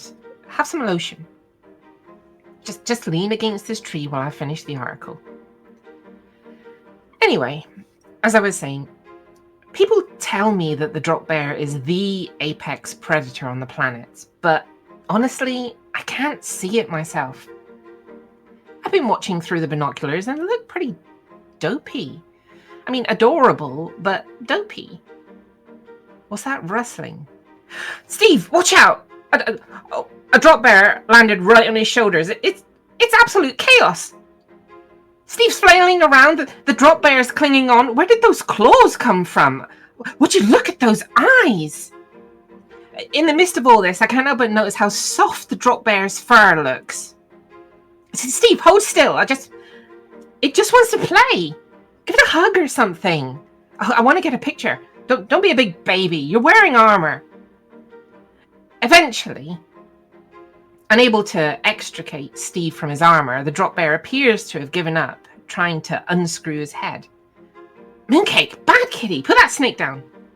Get your paws off her, you damn dirty kitten. Look, I'm sorry, everyone, I'm going to have to go. Mooncake appears to be attempting to assert some kind of dominance over what looks like a cobra? And winning. This is Amelia Hawke reporting from Dropberia, and I've just seen what looks like the top of the Sydney Opera House poking out of the sand. They were after Space Australia, and they only went and did it. I've seen possibly the most dangerous place in the galaxy, so you don't have to. And I've got pictures. Steve, it's okay. I'll get you out of here. Just but wait until the drop bear's gone.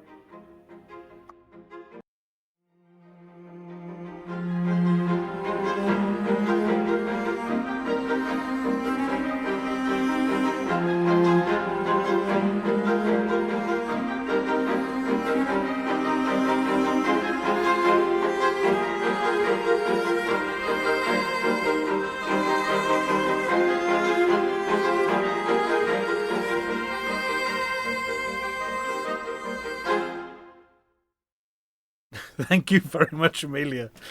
Bad kitty, naughty kitty, put that cobra down. Yes. Exactly. Yeah. Dear, she's got no fear. No, she doesn't. No fear at all. I mean, possibly justifiably so. No fear, that kitten. But, I mean, those pictures you took, I mean, 1 minute, cutesy, cuddly, fluffy looking. Next minute, there's a picture of one trying to take out one of the swoopy boys there. Just, I think it's the only thing that terrifies one of those Australian magpies. The mozzies. No, the drop bear, yeah, and those buff kangaroos you saw. I know, look at the size of them. Thump, as it bounces. I mean, those have got to be 40 foot tall. It's just, yeah. At least. And the expression on Steve's face when looking up the cutesy bear. I mean, you know, just how could you be afraid of something that looks like that? Well, until it tries to pull your head off. We put through Steve a lot. Yeah, we that do. Didn't come out right. I mean, a whole planet full of indigenous Australian life that's been super evolved strikes me as not the smartest thing humanity's ever done. You know, there's a lot of things out there that are not the smartest things humanity's done. Well, most. But that's why we have the Rose Digest. Yeah, absolutely. You go and experience it, or Steve does. So you don't have to. I mean, the picture that's just coming up there. I mean. You know, the giant mozzies, and look at it. It's body armor and everything. Yeah. And look at Mooncake just sort of chilling out. And, hey, look, Mum, look what I found. Anyway, well, thank you very much for exposing yourself to danger yet again. That's okay. Yeah, I'm sure you'll be back. We'll send you somewhere safe next week. Something, I don't know, that doesn't have cuddly, man-eating apex predator koala bears in it. Yeah, I mean, this was all spurred on by TOG, the older gamer, who was on holiday. He lives in Australia, but then he went on holiday in Australia to a zoo where they fill it up with all the dangerous stuff. And so it just sort of spurred on some thoughts about, well, what if there was a whole Planet Zoo like this? I think Planet Zoo needs more of this. That's what it needs. That's how they're going to get more sales. They need the Planet Danger Zoo. Well, they got Jurassic Park. Yeah, it's a bit one-dimensional. There's that's a lizard. That's like Planet Danger Zoo. Yeah, there's a toothy danger lizard. But what about all the other things, you know? Like I suppose giant bugs and... Yeah. 40-foot kangaroos. And Mooncake. Yeah, Mooncake, go and play with a T-Rex, will you? Just don't hurt it, okay? Yes. Stop hitting the Triceratops, Mooncake. Anyway, right. It. Well, we've got a green room bit. We have a couple of guests for the green room. So we'll. Has anybody got the magic button? Litho, have you got the magic button, or Volcarius? I have indeed. Well, let me just drag Commander Aiden down before you use it. Hang on a second. Here we are. We've kidnapped one. If it helps, you can put me on the guest side as well. You're on both sides. No, we don't put. No.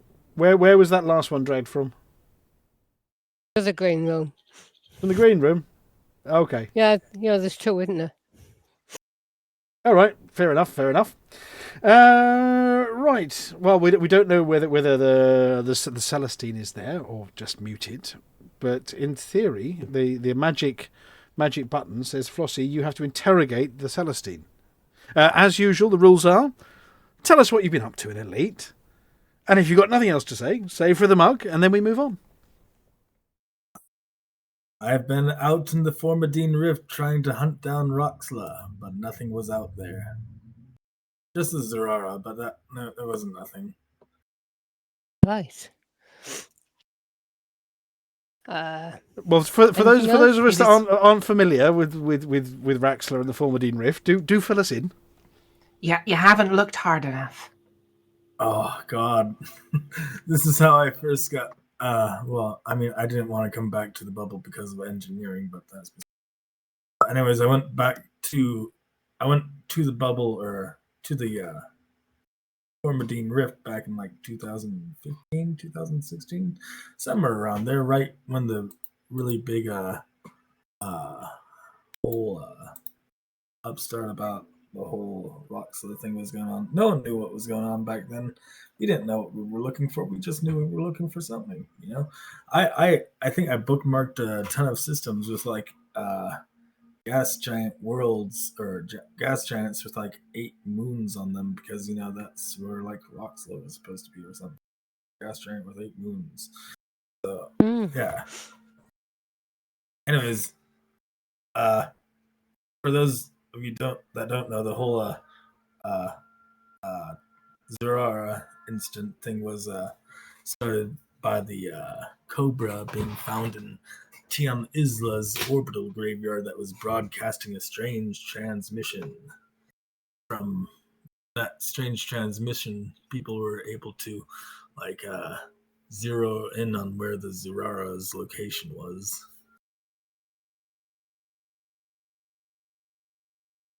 And then Elite Dangerous dropped off the cliff with it. And then we got a Type-8. Woohoo! Yeah, and then we got a Type-8. Woo! Yes. So you're sorry, Flossy. I'm stepping all over your interview here. Are you so you're staying out and still trying to find Raxler? I mean, you've only got 399 billion star systems to go. No, I was just going out there for the Zurara. I was going to see if there was like a hackable something I could, a hackable data point I could out there, but there wasn't. Other than that, your plans for the near future, are you thinking about maybe tickling a Thargoid or? Near future, I'm heading back to the bubble. Hopefully, I'll make it back for the next war, and yeah, that's my plans. I mean, definitely gonna after the war, I'm gonna go and kill some Thargoids. Definitely. All right. Right. Well, other than that, if you've got nothing else to add, we'll do a quick for the mug. And for the mug, and thank you for dropping in from the green room. Thank you. Thank you for having me. Next, Volcarius, please interrogate Aiden. Commander Aiden, how are you this evening? I'm fine, thanks. How are you? No. That's I come later. so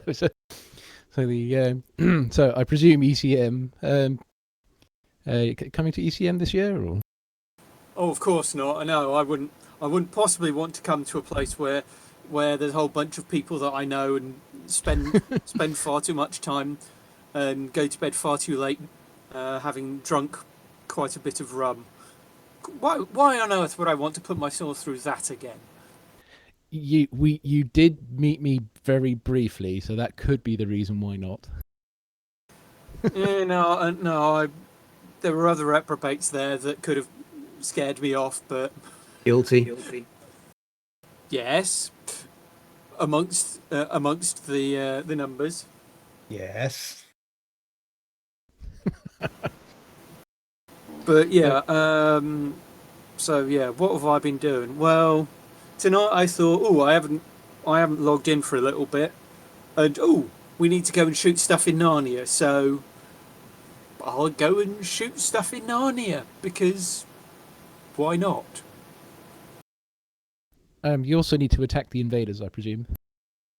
Oh, well, do the Thargoidy stuff? No, I'll. Oh no! I wasn't following what happens with the BGS, to be honest. So when you say you have to shoot, you had a war. It was a war, right? Yes, the war in Narences.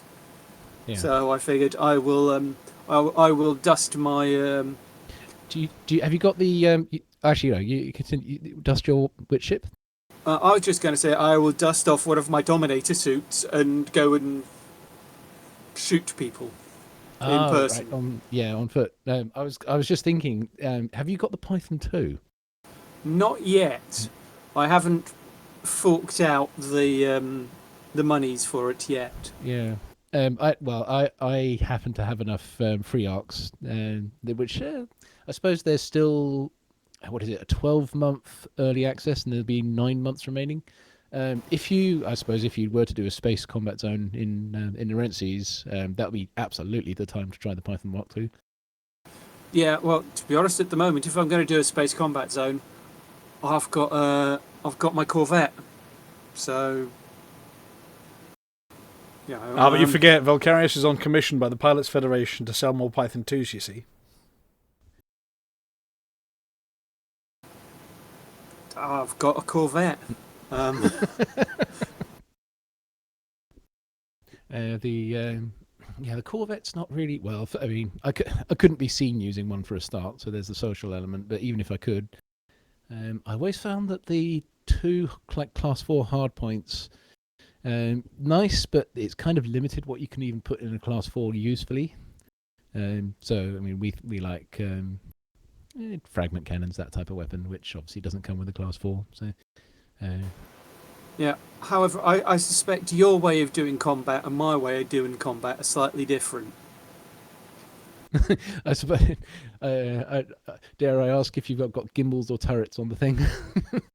No, I gimbal and go, right, what's the biggest thing here? Okay, I'll go and kick it then. And then go, oh, so you've got a Corvette. Okay, so do I. In the meantime, so you're trying... Yeah, and just sort of... Is it let's see, if Hutton's an independent faction, so that sounds like you're at war with a Federation faction? No, just generally. I think they're also I think the prison colony is also a independent faction. But largely, it's when I'm in a space combat zone, I just go right. I have a heavily engineered Corvette with lots of guns. What's big enough to cause my team trouble? Oh, one of them. I'll go and deal with it then. You target and it says Spec Ops Wing Alpha. It's like, Yeah, and I'll go, oh, there's a Spec Ops Wing.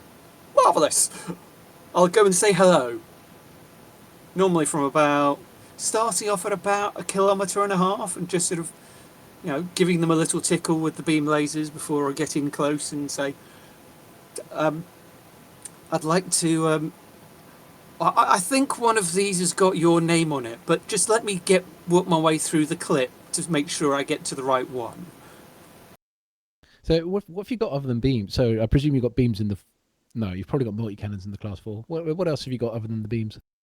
Yeah, it's beams in the Class 2s, and it's multi-cannons in the Class 1s and the huge. And they should have one Class 3? What have you got there? Yeah, I've got a turreted pulse laser, but largely that I use for the... If I'm in a wing, then I've got that set up for concordance sequence, so it's Healy pulse laser time. Yeah, I was thinking before you said that, I was thinking emissive munitions, but yeah, that makes total sense. And I've got a pair of beams set up for Healy beams as well. So, but I generally don't have them unless I'm actually. Oh no, I'm going out in a wing. I'll just swap the Healy beams in because it makes that life a little easier. Yeah, sounds good. Anything to add, or was that the well, the only other thing I've done is, what was it, week and a half ago, just basically it'll be a fortnight on Saturday just gone. I did as some people may have seen, I went off and did a charity walk. So I thought I'd try and plug it here as well.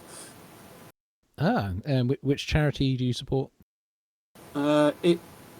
It's Oak Haven Hospice. So basically, they they looked after both my dad and my mum, and are still looking after mum last year. So, and they, mum said there's this charity thing, and me and my sister went, yep, we're coming along. And so, if people wish to donate to a worthy cause, then marvellous, great. If any shackles greatly received.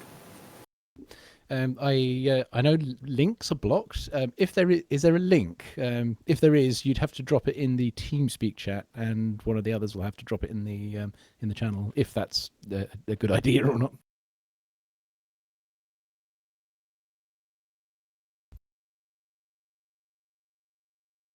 Oh, radio silence.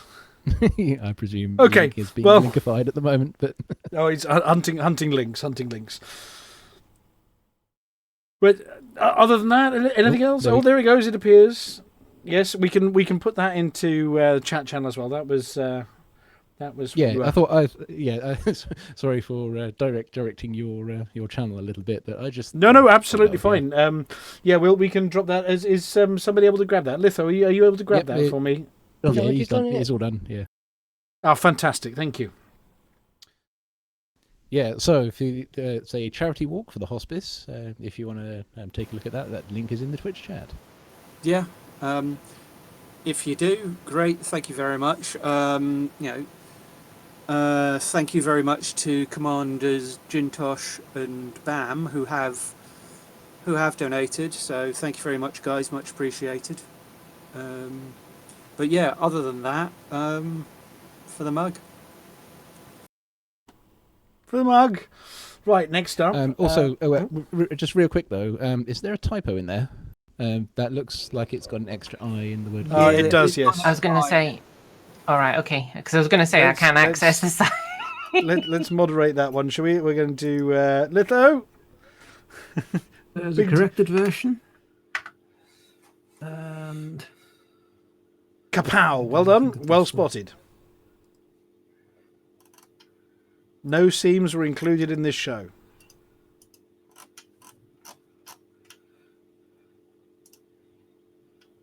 Apparently I can't moderate my own messages. So you can't moderate your own message. Is the apology officer there? I'm pretty sure the apology officer's got permission. The apology officer is very sorry to say. No, she's the apology officer's buggered off. What do you need doing? I've just put 2 links in the chat. Could you delete the first one? Because it's typoed.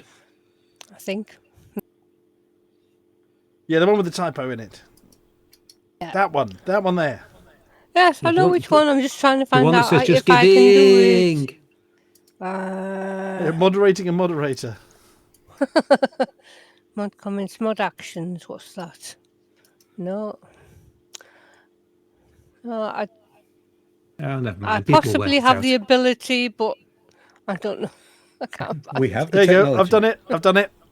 You've done it. Oh, well yeah, done. multitasking. Right. So we lost the apology officer earlier, but so it must mean that it's now Amelia. Be gentle with him. You've got Litho. Hello, Litho. Hello. How are you? I've just been moderated. I know. Do you feel moderated? I feel moderate. Is that good? Was it a good moderation? Oh, yes. Best one I've had in weeks. Honestly, I feel tired. How are you? Been a long week. Been a long week. Long week. Where did you go? Nowhere this time. It's been a long week at home. All right. I next set off with a 3:30 a.m. taxi on Monday. I love 6 o'clock flights. I just wish they were 6 in the evening. Jeez. Yes. Are you going to sleep like on the plane? I doubt it. It's an hour and a quarter flight twice with like 5 hours sat in Frankfurt while I wait for the next plane. Yeah, on my way to Toulouse. But at least I'm going somewhere nice. Yeah. Oh, that is nice. Yeah, so I'm looking forward to that. It even sounds nice. Yeah. Rolls off the tongue. But on the plus side, I've now actually managed to get hold of for myself a Steam Deck. Oh wow! What, another one? No, just the first one. Not Stream Deck, Steam Deck. Steam, yeah. Right. So you'll be able to take that away with you and game Yep, while you're away. and game while I'm away. So I'll be able to Nice. play things. It's great. Even on the plane, I'll be able to play What's stuff. it like? Have you tried it yet? Yeah, it's really good. Really good. How big is the screen on it? 7.1 inches. Wow, okay, that's quite big for a handheld. Yeah, so significantly bigger than, say, a Switch, but still very comfortable to hold in your hand. Is it heavy? Nope, it's lighter than a Switch as well. I know this because I've got a friend who's got a Switch and we were comparing. Nice. But it really upset the friend, though, when I loaded up a Switch emulator and started playing one of the Zelda games on it, and it was better on the Steam Deck emulating the Switch than it was on the Switch. It's not heavier than mine. What's the graphics My like? Steam Deck's definitely heavier than my Switch. The graphics are 720p, so it's like 1080 by 7. Yeah, 1080 by 720. So that's really good for a small screen. It's plenty good enough. You can't see the pixels on it particularly, and it means that the graphics card in it's not so overtaxed. So I mean, I've been playing Baldur's Gate 3 and getting 30 odd frames per second on it. So how does it play? I mean, it's like a controller, isn't it? It's got basically a standard Xbox, PlayStation, insert your favorite games platform console here controller attached to the sides of it, but it's also got 2 touchpads and 4 buttons on the back. So it's got a huge array of how you can control things. Yeah. Are you gonna bring it to ECM? Oh, definitely. Can you show me? Absolutely. Cool. Anyway, how are you? Just because sidetracked then. I'm good. I've been playing with setting up a Steam Deck, and I've managed to get Elite Dangerous loaded on it. Does it work well? Haven't looked into it yet, but I've got it loaded. Yeah, apparently it works very well. So one of the properly supported games. So I don't actually have Elite Dangerous on Steam. Nor did I. But it was can you on get sale it? last week. Do you have to? Do you have to buy it a second time? I bought it a 5th time. Yeah, you don't actually need to run it through Steam, by the way. No, I know, but I wanted to anyway. So, yeah, so I've got 3 non-Steam commanders, an Epic Games commander, a Steam commander, and my other half's got a Steam commander that they don't use. So, yeah, I've got quite a lot of commanders. And I don't play on any of them very often. I've just been having fun playing with that basically and getting some games up and running so that I can play them when I go away this weekend or next week, depending on how you look at it. So, looking forward to that now. I'm sorry if you can hear Mooncake screaming. By the way, you should feed her occasionally. I feed her all the time. She eats constantly. She seems to say you don't feed her enough. I know, right? Liar. She's lying. No, I thought she was a Bengal tiger, not a lion. Anyway, sorry, this is about Litho. Yeah. Yeah, other than that, not much really. Work's been crazy busy trying to get ready for going away next week. And are you going to be away for a week? Just for 1 week, yeah. I'll be back the week after. So I'll be thinking of you next week when you're doing a show, but I'll try and join you for the week after that. Still nice, Toulouse. Yes. Photos. Mm-hmm. Sausages. You're going to have to take some photos. And Toulouse sausages, yep, definitely. Yeah. Last time we were there, we went to Carcassonne because we were there over a weekend. Like the game, but not. Yeah. Very like the game. There's a store in the middle of Carcassonne that sells every single expansion for Carcassonne that they have ever created. Really? Yeah. It is. The entire store window was just full of various boxes of Carcassonne. That's cool. Can you get a picture? If we get back there, I will do, but it's over an hour away, so... oh, right. Okay. It's a weekendy trip rather than a pop-in. But yeah, I saw it and thought of you. But of course, they're all in French. Well, French, if you want the French rules to Carcassonne, I'm your man. What's French for meeple? Meeple. Le meeple. Le meeple.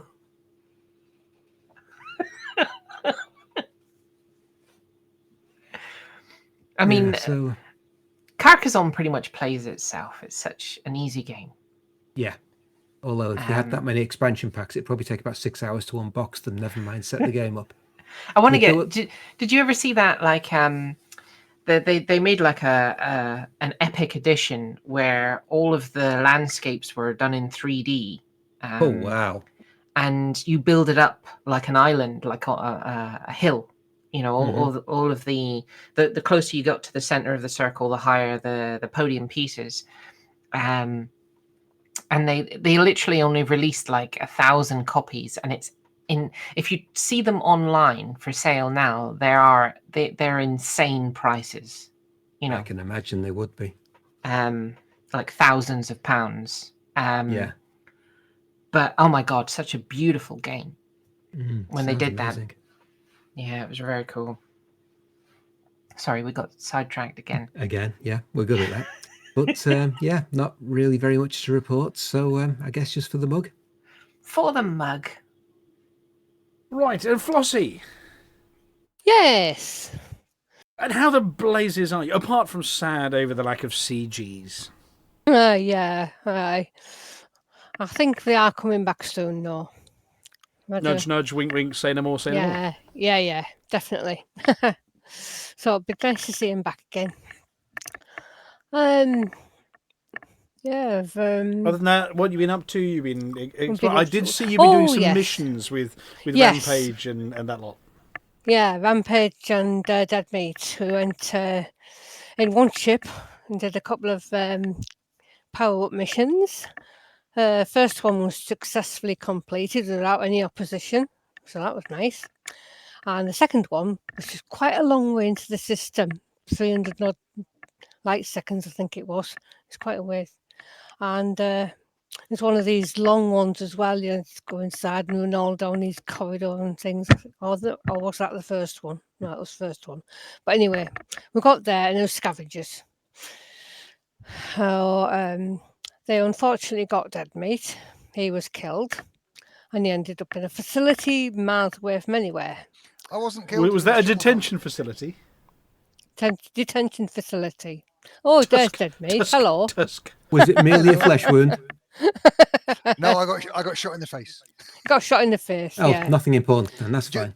Just to be clear, it wasn't me. It was Chuckles, and yeah, Chucklefu. Sorry, yeah, Chucklefu. The detention was for the fine, not for criminal stuff. Yeah. I don't know what it was for. I just knew he ended up there. Well, you can tell him. It's his turn. It's Flossy's turn at the moment. But did you do what Flossy told you to? That's the important question. Yes. You know, he had to wait while he flew back again, of course, all his thousands of milliseconds again. And in the meantime, shortly after he got back, more scavengers arrived. Rampage did a great job of shooting them all. I thought I got one, but apparently I didn't. And then another one got me and killed me.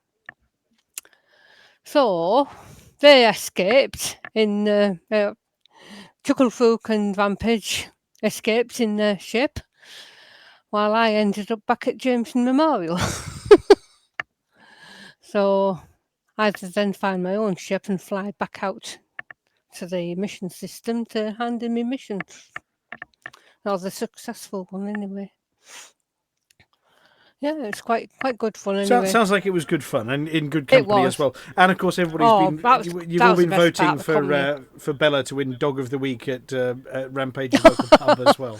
So you went to the bar at Hutton, yeah? Yeah. So yeah, that was good. Bit of a good laugh. Okay, well, and you're off to do more of the same then, yes? Hopefully, yes, yeah. Fantastic. Yeah. So for the mug, and thank you, Dead Meat. And Valkyrius, you're up. Hey.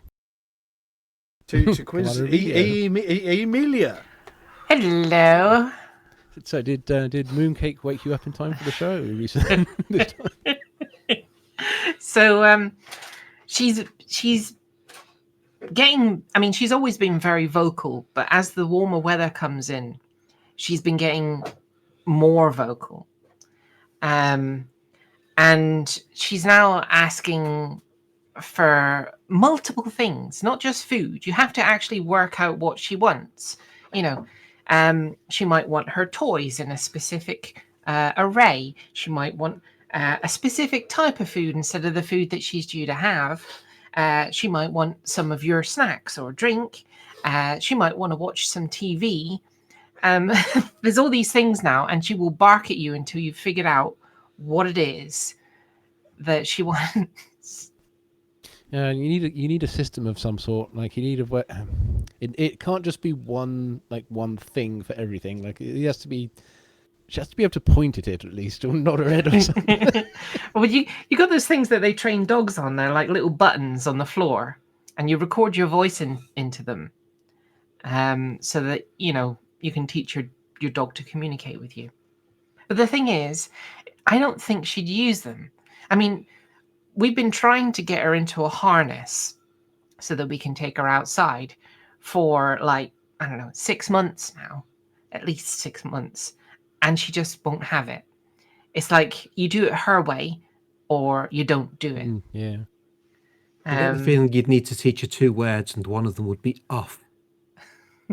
Yeah, maybe 3, like flight assist. Flight assist off. The thought of Mooncake going flight assist off around a room. Oh my god. I mean, at the moment she's running riot. So I don't know. I mean, Sandrine must have figured out what it was that she wanted. Because when I was talking to Lithobreaker, she was like very vocal. But we're bringing her to ECM.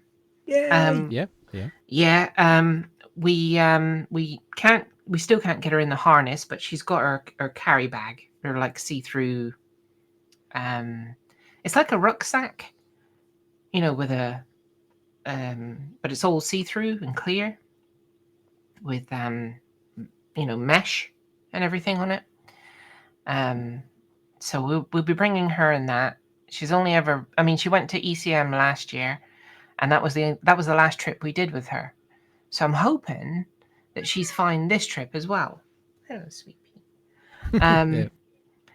I'm hoping that she's fine this trip as well. Hopefully, fingers crossed. But she's older now. She's bigger. We might actually need to get her a bigger bag. Actually, I'm not sure she'll fit in that one anymore. Yeah. Yes, she does. I'm just looking at it now. Yeah, I might need to get a bigger bag. So, have you done much in Elite? How's your mining? I have not been in Elite much at all because I have been busy gutting out my house. Because I have a room dedicated to storage. But with the Type-8 on the horizon. With the Type-8 on the horizon, it seems very likely I'm going to be jumping in Elite very soon. So, what do you use for mining at the moment? I use Type-9. I've got 2 Type-9s, both are rigged for mining, and it depends on whether I'm mining with friends or mining on my own. If I'm mining on my own, I use the Barbosa, which is it's like a very it's yellow, it's industrial colored Type-9. But if I'm mining with friends, I use the Ermintrude, which is a bright pink Type-9. Oh, nice. What's the difference in terms of mining? So the Ermintrude has a few. It's what bright difference pink. does it need? Yeah, this is why I added in terms of mining. Well, the Ermintrude has like, for example, Barbosa is kitted out. It's like no mess around. It's for when I'm in all alone. I don't have to worry about other people. I'm not there to help anyone. I'm not there to give advice. I'm there to go in my Zen space, and it's literally like nothing but mining tools, and it gets the job done because that's what I'm there to do. Ermintrude, on the other hand, has a few little things added onto it, sort of like to help other people, because a lot of the time, people have asked me to take them mining to teach them how to, and so it's got like all of the bits. For example, Barbosa, it generally, it I just blow asteroids up, mine all the nodules. I was wondering that. So the whether it's laser mining, core mining. Core mining. Not, yeah. Because the Type 9, that's 3 Class 2s. I know it's got 5 hard points, but it can't have 5 Class 2s. That'd be dumb. It's got 3 Class 2s, and they're probably Class 1s. Yeah. Yeah. So yeah, Barbossa is core miner, and it's literally there just to get the job done. Me doing my thing when I'm on my own. Ermintrude, on the other hand, has a few little gadgets in it, like it's got every mining thing available, so I can show whoever needs what anything. Multiple like Barbossa has this whopping great big I think it's a Class 5 limpet launcher. Which the collector limpets? Yeah, it just shoots out loads of limpets, tons of them. Have you tried any of the multi-limpet controllers? Not yet, no. So there is one called a mining multi-limpet controller, but so the mining one so they're Class 3. The mining one is 3C, and it has prospectors and collectors. Okay. However, the main value of that is that you get 4 limpets, regardless of which type you use. Even better than having 4 collectors out in a Class 3 limpet controller is if you don't use a mining limpet controller, and that's if you use the 3B operations limpet controller. It doesn't have the prospector, but it does give you 4 B class limpets, which have longer range. And that's, incidentally, do you use A class collector limpets? Yeah. Try B class. They're exactly the same weight, and they go further. They collect them further away. They don't last as long, do they? Correct, exactly right. Yeah, so they only last 400 to 500 seconds. I think it's like 400. I don't know what it is, something like that. Whereas the A class lasts, I think it's something over 700 seconds. But this was something we found while doing Titan, air quotes mining, like Titan rescues. That if you use B class, they have longer range.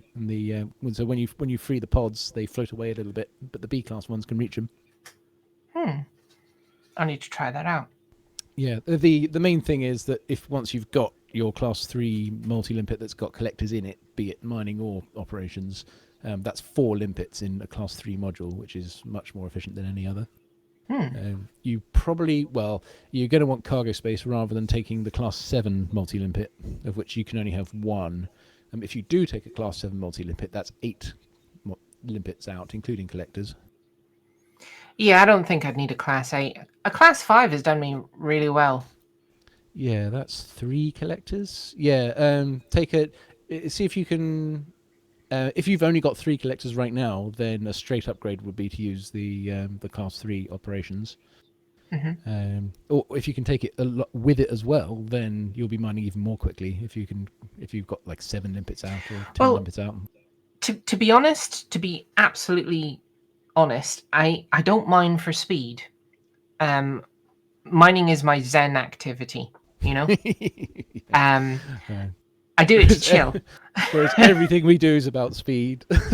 Carius, I think you may be attempting to optimize her idle loop. Yes, I am. I am indeed attempting. We're all about okay, so we can destroy an enemy ship in under 2 seconds. How do we reduce the amount of time it takes us to reach them? And that's kind of the other thing with the speed of the Type 9. Like if you're core mining, I wouldn't have suggested a Type 9. Obviously, it's your Zen Type 9. Type 9. It's got to be. It's my favorite ship. Yeah, I wouldn't have suggested. I would have thought like you're gonna want to boost. You want like a crate 2 or something. You're gonna want to get between these rocks. Well, I mean, if this Type 8 lives up to all the things we've been saying tonight, then I am definitely going to be having a minor Type 8, obviously. Whether it becomes my favorite, though, I don't know, because Type 9 has been my favorite ever since the beginning. I came into Elite when it was, straight, when it literally just started. And as soon as I built my way up to a Type 9, I've stuck with Type 9 forever. It's my ship. So I mean, it's got a pretty big role to fill for me. It's got pretty big shoes to fill if it wants to beat my Type 9s. I would have a fair bit of faith that it will, because if you take the Python Mark II, it's for a lot of purposes it's basically upended the Fer-de-Lance. And that was top for a lot of purposes for a long time. So, but you see, I like moving through the blocks of ice in a ring like a whale. I like that slow amble. It's my zen. Yeah. I mean, oh yeah, and sorry, the Ermintrude is kitted differently because it's built with everything in it, and it's usually built to help people as well. So it's got like a few limpets for refueling, stuff like that. It's not kitted out purely for mining. It's kind of a little multi-role, mostly mining, but a little multi-role. And it's a ship I usually take when we have a Hutton event of some kind. Unless there's something faster is required, in which case I take my Dolphin. Because dolphins are cool. But yeah, Type 8. Is that a pun? Because dolphins are indeed very, very cool. They never you can't overheat a dolphin. No, you can't.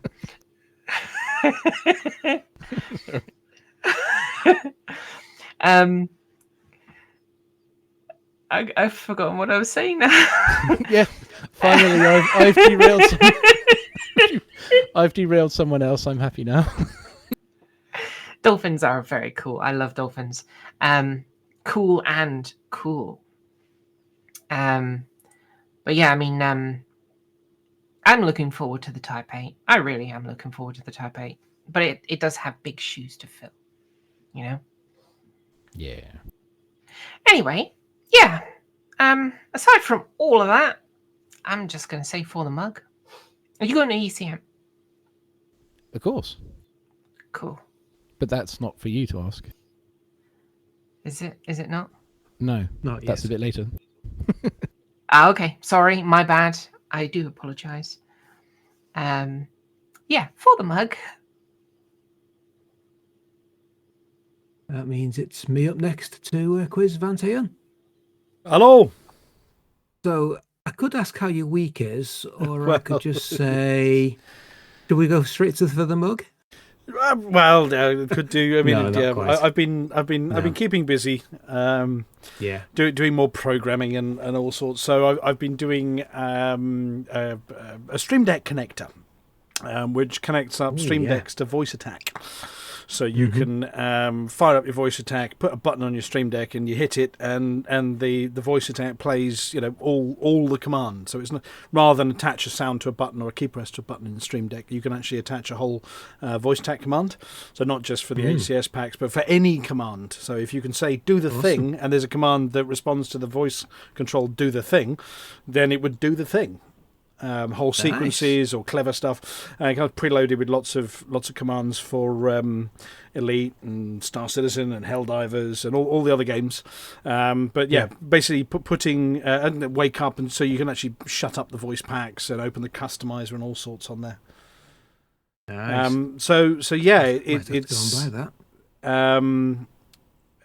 It's been good fun. It's been a strong technical challenge getting it to work.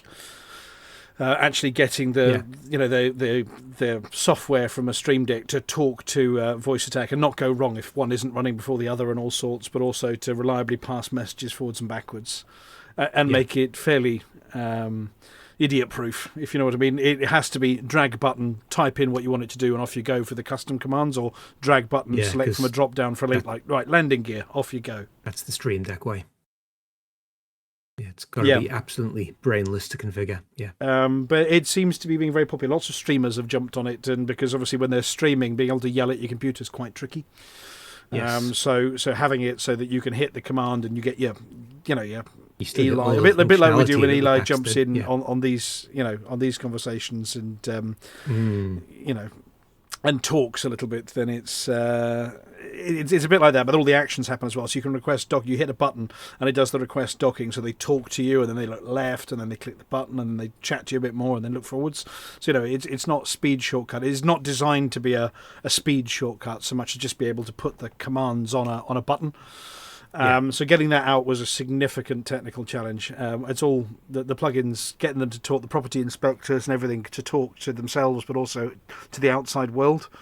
And thanks to Commander Ascorbius, who we all know. Commander Ascorbius, who I was bashing my head against a brick wall, and then he bashed his head against a brick wall, and we were both doing it in tandem. And he is a very, very competent developer himself. And he said, this is just obscure. There's no reference. There's no, you know what I mean? It's not obvious. We've gone on GitHubs and looked at everybody else's. Everybody seems to be working around the problems, And so we couldn't even find any reference. So we had to go back to first principles and engineer it. But the good news is it's working. It's got an installer. People are liking it. You know what I mean? So, that's good. And then I've been doing a keybind editor for a different game, for Not Elite. For that other one, the one that's had $700 million pumped into it and still isn't finished. Because their in-game keybind editor doesn't let you put combos. So it's got 552 keybinds in the game. You'll probably find that the ability to add combos is going to be an extension goal on the Kickstarter next. Don't know, but they're just going to spend money with me instead. But so I've had to write one where you can open up one of the files and do set your own keybinds up in my software, and then save it, and the game reads them perfectly. So we're just getting to the end of that one. So they actually work fine. They've just got a bug in their editor. Oh, why is that not a surprise in the game that shall not be named? Spectacular. So I've been doing that one, and that one we're going to give away for free. Actually, to everybody, to basically say there's a game that's completely broken and ours makes it a lot better, And you can still fix it. Yeah, we fixed this particular problem. So 552 keybinds don't fit on a 103 key keyboard. No, they really don't, do they? No, especially if you can't use modifier keys. Yeah, so you've either got to accept their defaults, and probably 60% of those keybinds are blank by default. Oh, good grief. Yeah, so once again, that's been a bit of a technical challenge, and it's highlighting a lot of in-game bugs. Like, for instance, if the default button in the game is mouse 2, the right click, and so we feed in a file that includes the defaults in it. So we put mouse 2 in the file, even though you don't need to because it knows mouse 2 is already. But if you tell it, well, no, I want mouse 2 for this click, it don't work. So if you go into the game and you select mouse 2 for that option, it works. So if you feed back in its own defaults, it doesn't work. Okay. But only on mouse 2. Okay. Not mouse 1, 3, 4, or 5. How many only hours on the did mouse you spend 2 trying button. to work out what was going wrong with that? That was about 2 hours last night. Yeah. And we were trying to, but I'm clicking mouse 2. But the fun thing was, if you set it to mouse 3 in the keybind file, mouse 2 still works. Well, and mouse 3. Default. What? Yeah, and mouse 3. But if you set it to mouse 2, it stops mouse 2 working.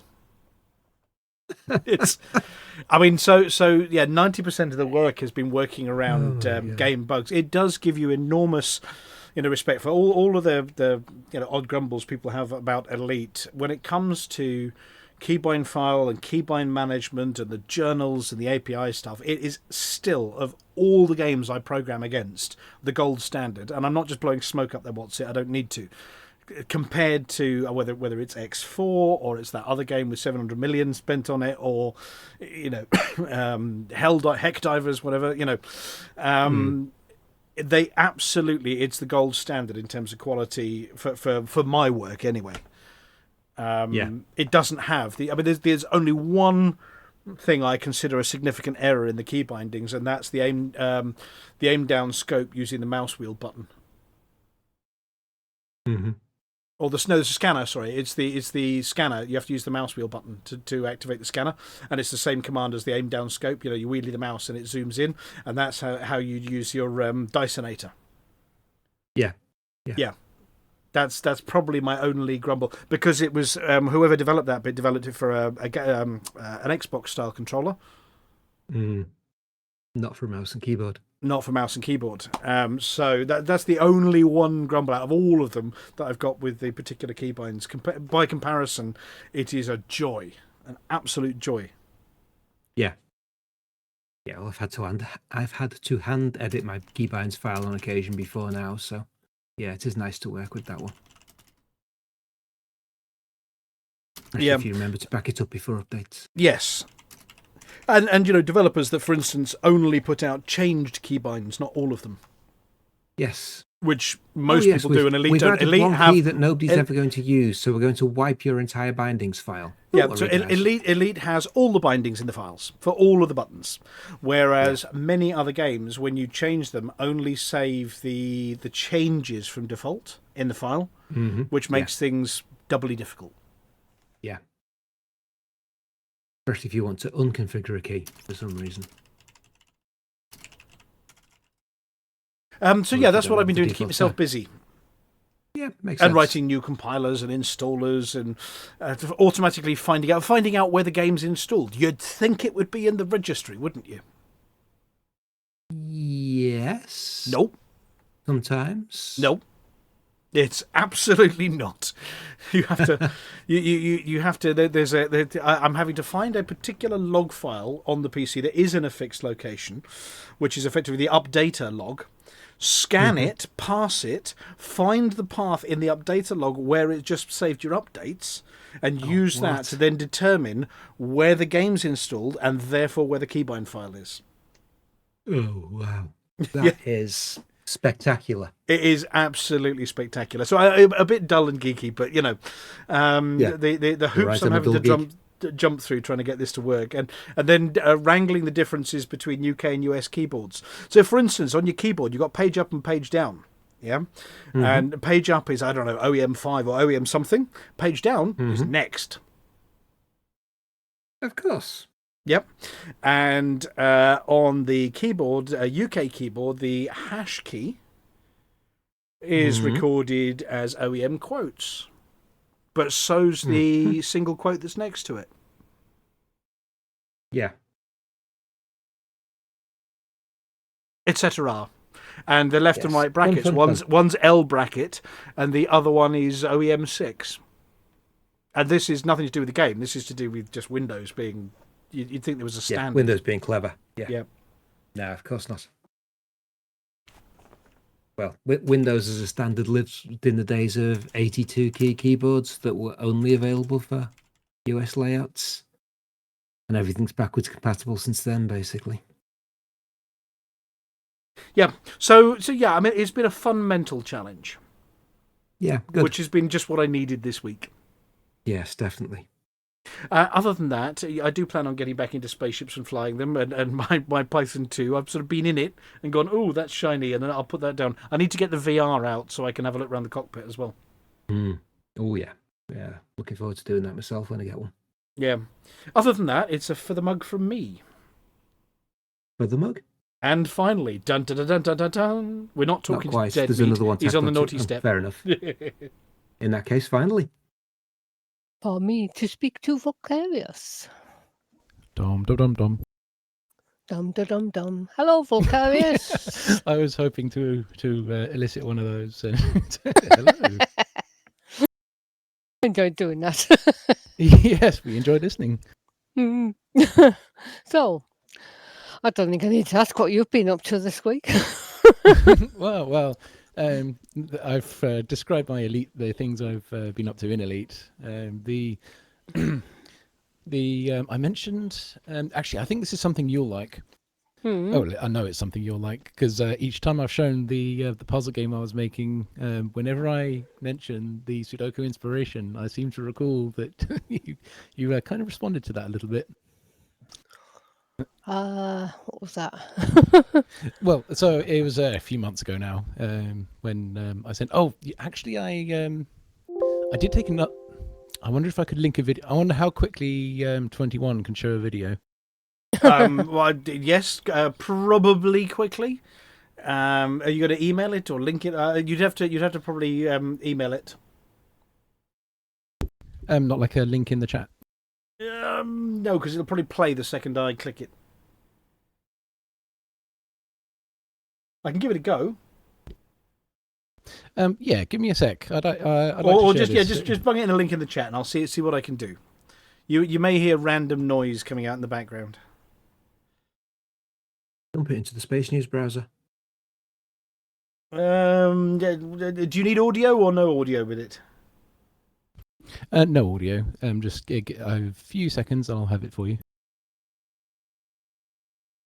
Let's switch back to the Thargoid news section. Here we go. Will it fit in your little window?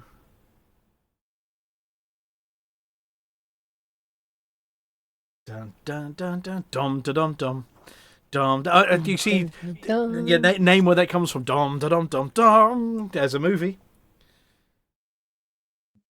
Oh, there we go. The Virgin Connie Swale. When Pep Strebeck.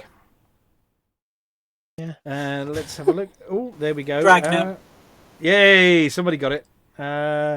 Just doing a quick download, and I like how that's the easiest way you can show a video is to go to that scene. Dum da dum dum. What? Yes, and a giant anaconda, and yeah, I'll take that. So in the meantime, so I bought a couple of laptops to demonstrate it at ECM. £45 each.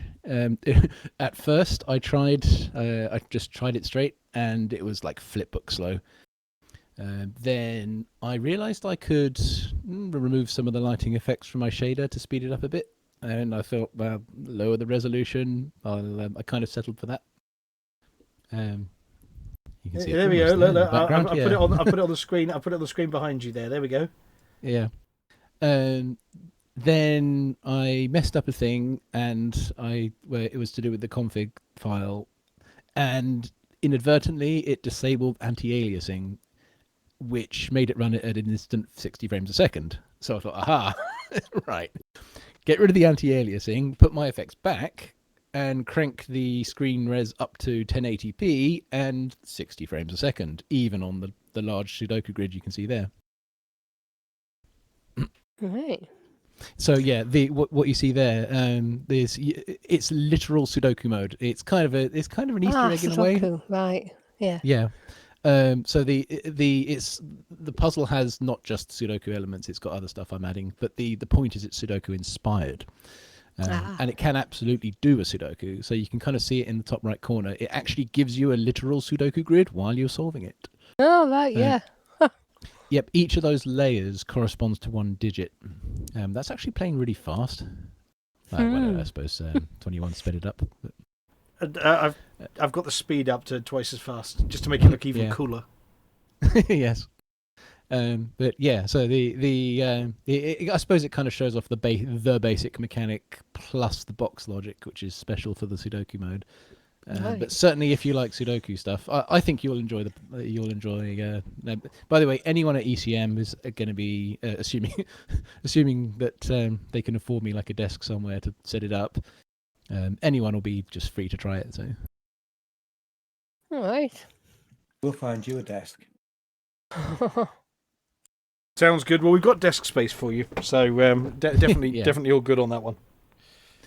Yeah, so over the last couple of weeks, I've been kind of refining that Sudoku mode. I also wrote that nice little background shader. It looks a bit busy. The main reason it looks busy is that I haven't decided how, but I want to draw something beneath it or behind it. So that I haven't decided what I'm going to do for that. Exploding Thargoid clouds. Well, it's supposed to be a chill game. Well, it could be chill while you're being yeeted, yoked, and otherwise hurled to the far end of the system. Loading deep core asteroids.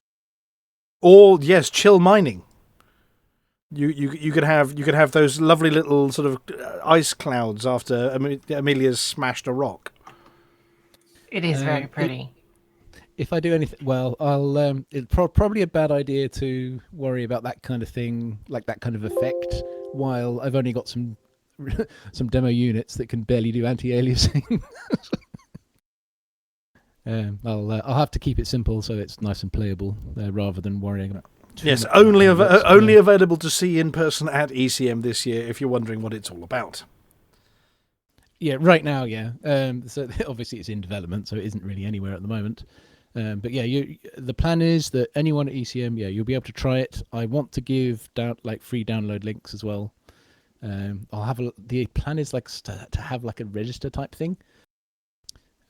So if it's the best case would be if I can convince Dave into letting my system have like a guest list. That'll kind of streamline things. Yeah, we can do that kind of thing. Yeah, the most streamlined would be so if my system knows the kind of guest names. Do you still have the code things? With what? Do you still have like the barcode thing? Possibly. Yes. Yeah. I will say possibly. If it's got if ECM tickets have like a code and a name, they will do. Yes. Yeah. The best thing to do would be if my system knows about what codes and names exist, then anyone can just enter their code and name and get their download. Otherwise, if that it might just be based on code rather than names, but yes, sharing of info and things. If that, well, not real names. I was just thinking the commander names. Yeah, absolutely. Yeah, like a code and the badge name. Yeah. So if that idea doesn't work, that's okay. I'll just do a registration thing you can tab out to and just pop your name in, and it'll give you maybe generate a code or something that you can take away and download it later. Yeah. There's certainly stuff we can do. Yeah, that's the plan though. At minimum, demo it. Ideally, give everyone download links. Everyone who comes to ECM. Absolutely, along with the million sidewinders, it looks like we're building as well. You could hide a code in each sidewinder. Is this Lego related? Oh, it's certainly Lego related. Yes. Yeah, I don't have any Lego sets around. You said Lego Anaconda earlier though. Oh, the Lego Anaconda is going to be a mission for everybody, a real mission. Okay, well, I mean, it's playing out on the screen there, so thank you very much, Valkyrius. I suppose we better, just out of courtesy, as he managed to drop in to a green room for the first time in donkey's years, if you're done, we ought to just check in on Dead Meat. For the mug. Dead Meat, how's the porridge? Porridge is great. Everything's great. Porridge is great. Everything is awesome. Was that? Most things are awesome. Yeah. Yeah. I mean, you've given everybody an earworm now, haven't we? With the everything is awesome. Yes, I hope so. Yes. Other than that, and engaging in extreme combat manoeuvres with Flossy and Rampage, how have you been? Not bad at all. Not bad at all. I've apart from the I must say, I have to say, Flossy's mission went perfectly. We went to the big old spread out agricultural one where it's pitch dark inside and like a maze, which is a lot of fun, and we were trundling through that. Got that powered up, got back home, all good. Using the Challenger because we were let down by a fourth commander. We went for a 4-seater, but yes, they've got the jump range of a Sidewinder, but they're a lot of fun to fly.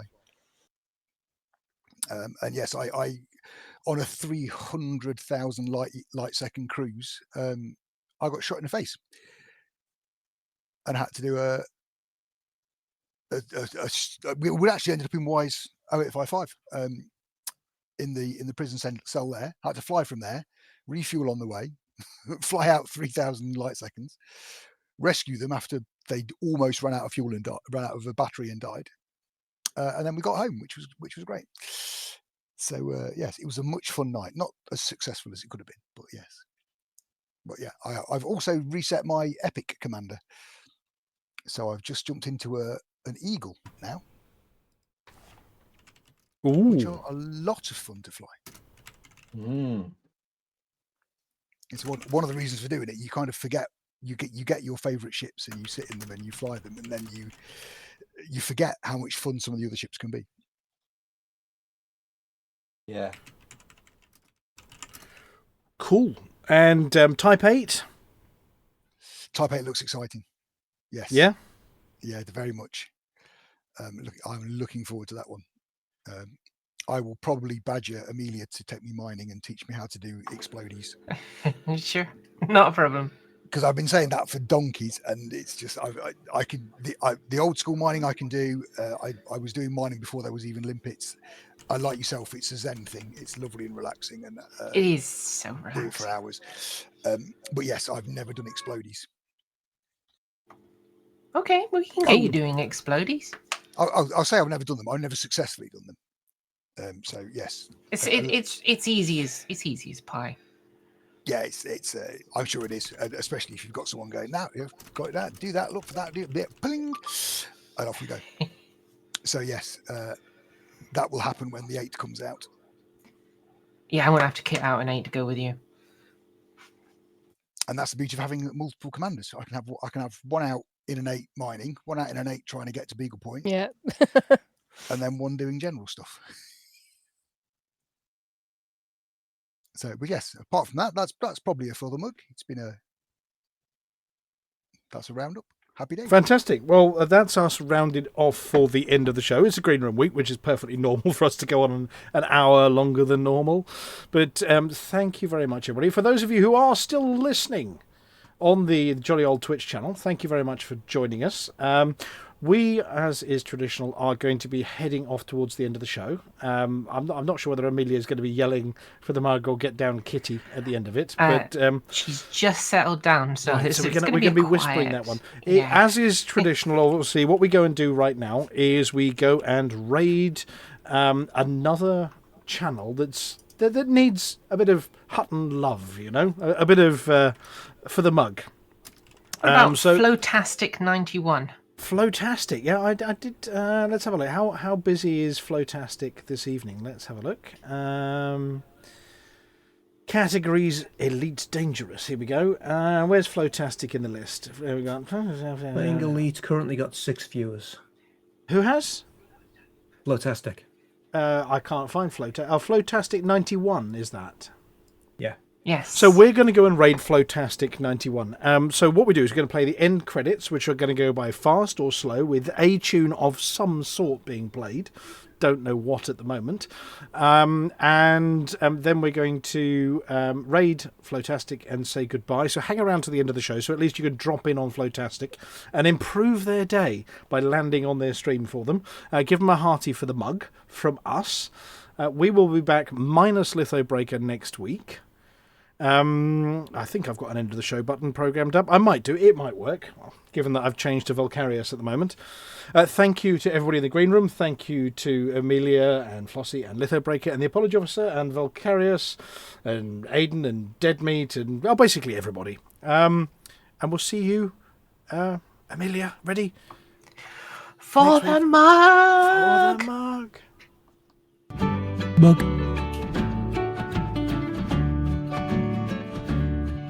Well, I fired up my Sidewinder, feeling mighty bold. Heard tales of anacondas worth their weight in gold. Said I'll head to Hutton Orbital and make my fortune grand. But little did I know, it weren't quite as I planned. Oh, I flew to Hutton Orbital in my little ship so tight, through the void of space on that long dark night. But when I arrived, what did I see? Just a little old mug staring back at me.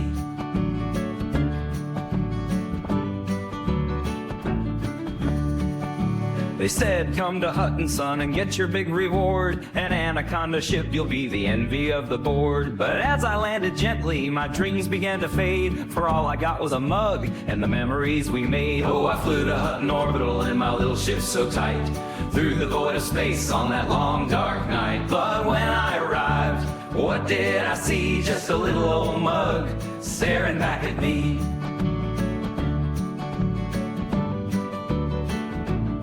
Now I ain't one for complaining about the way things go, but I sure thought I'd strike it rich at that Hutton show. So I'll raise my mug up high and I'll toast to the sky, for the mug will cry as the stars roll by. Oh, I flew to Hutton Orbital in my little ship so tight, through the void of space on that long dark night. But when I arrived, what did I see? Just a little old mug staring back at me.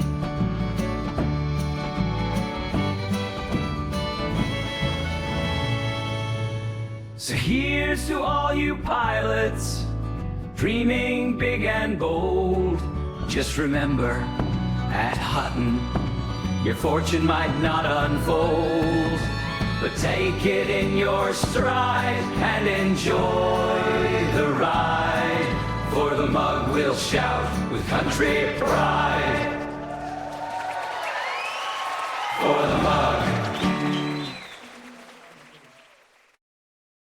Well, ladies and gentlemen, that is the end of the show. Everyone's buggered off now, so why don't you bugger off too?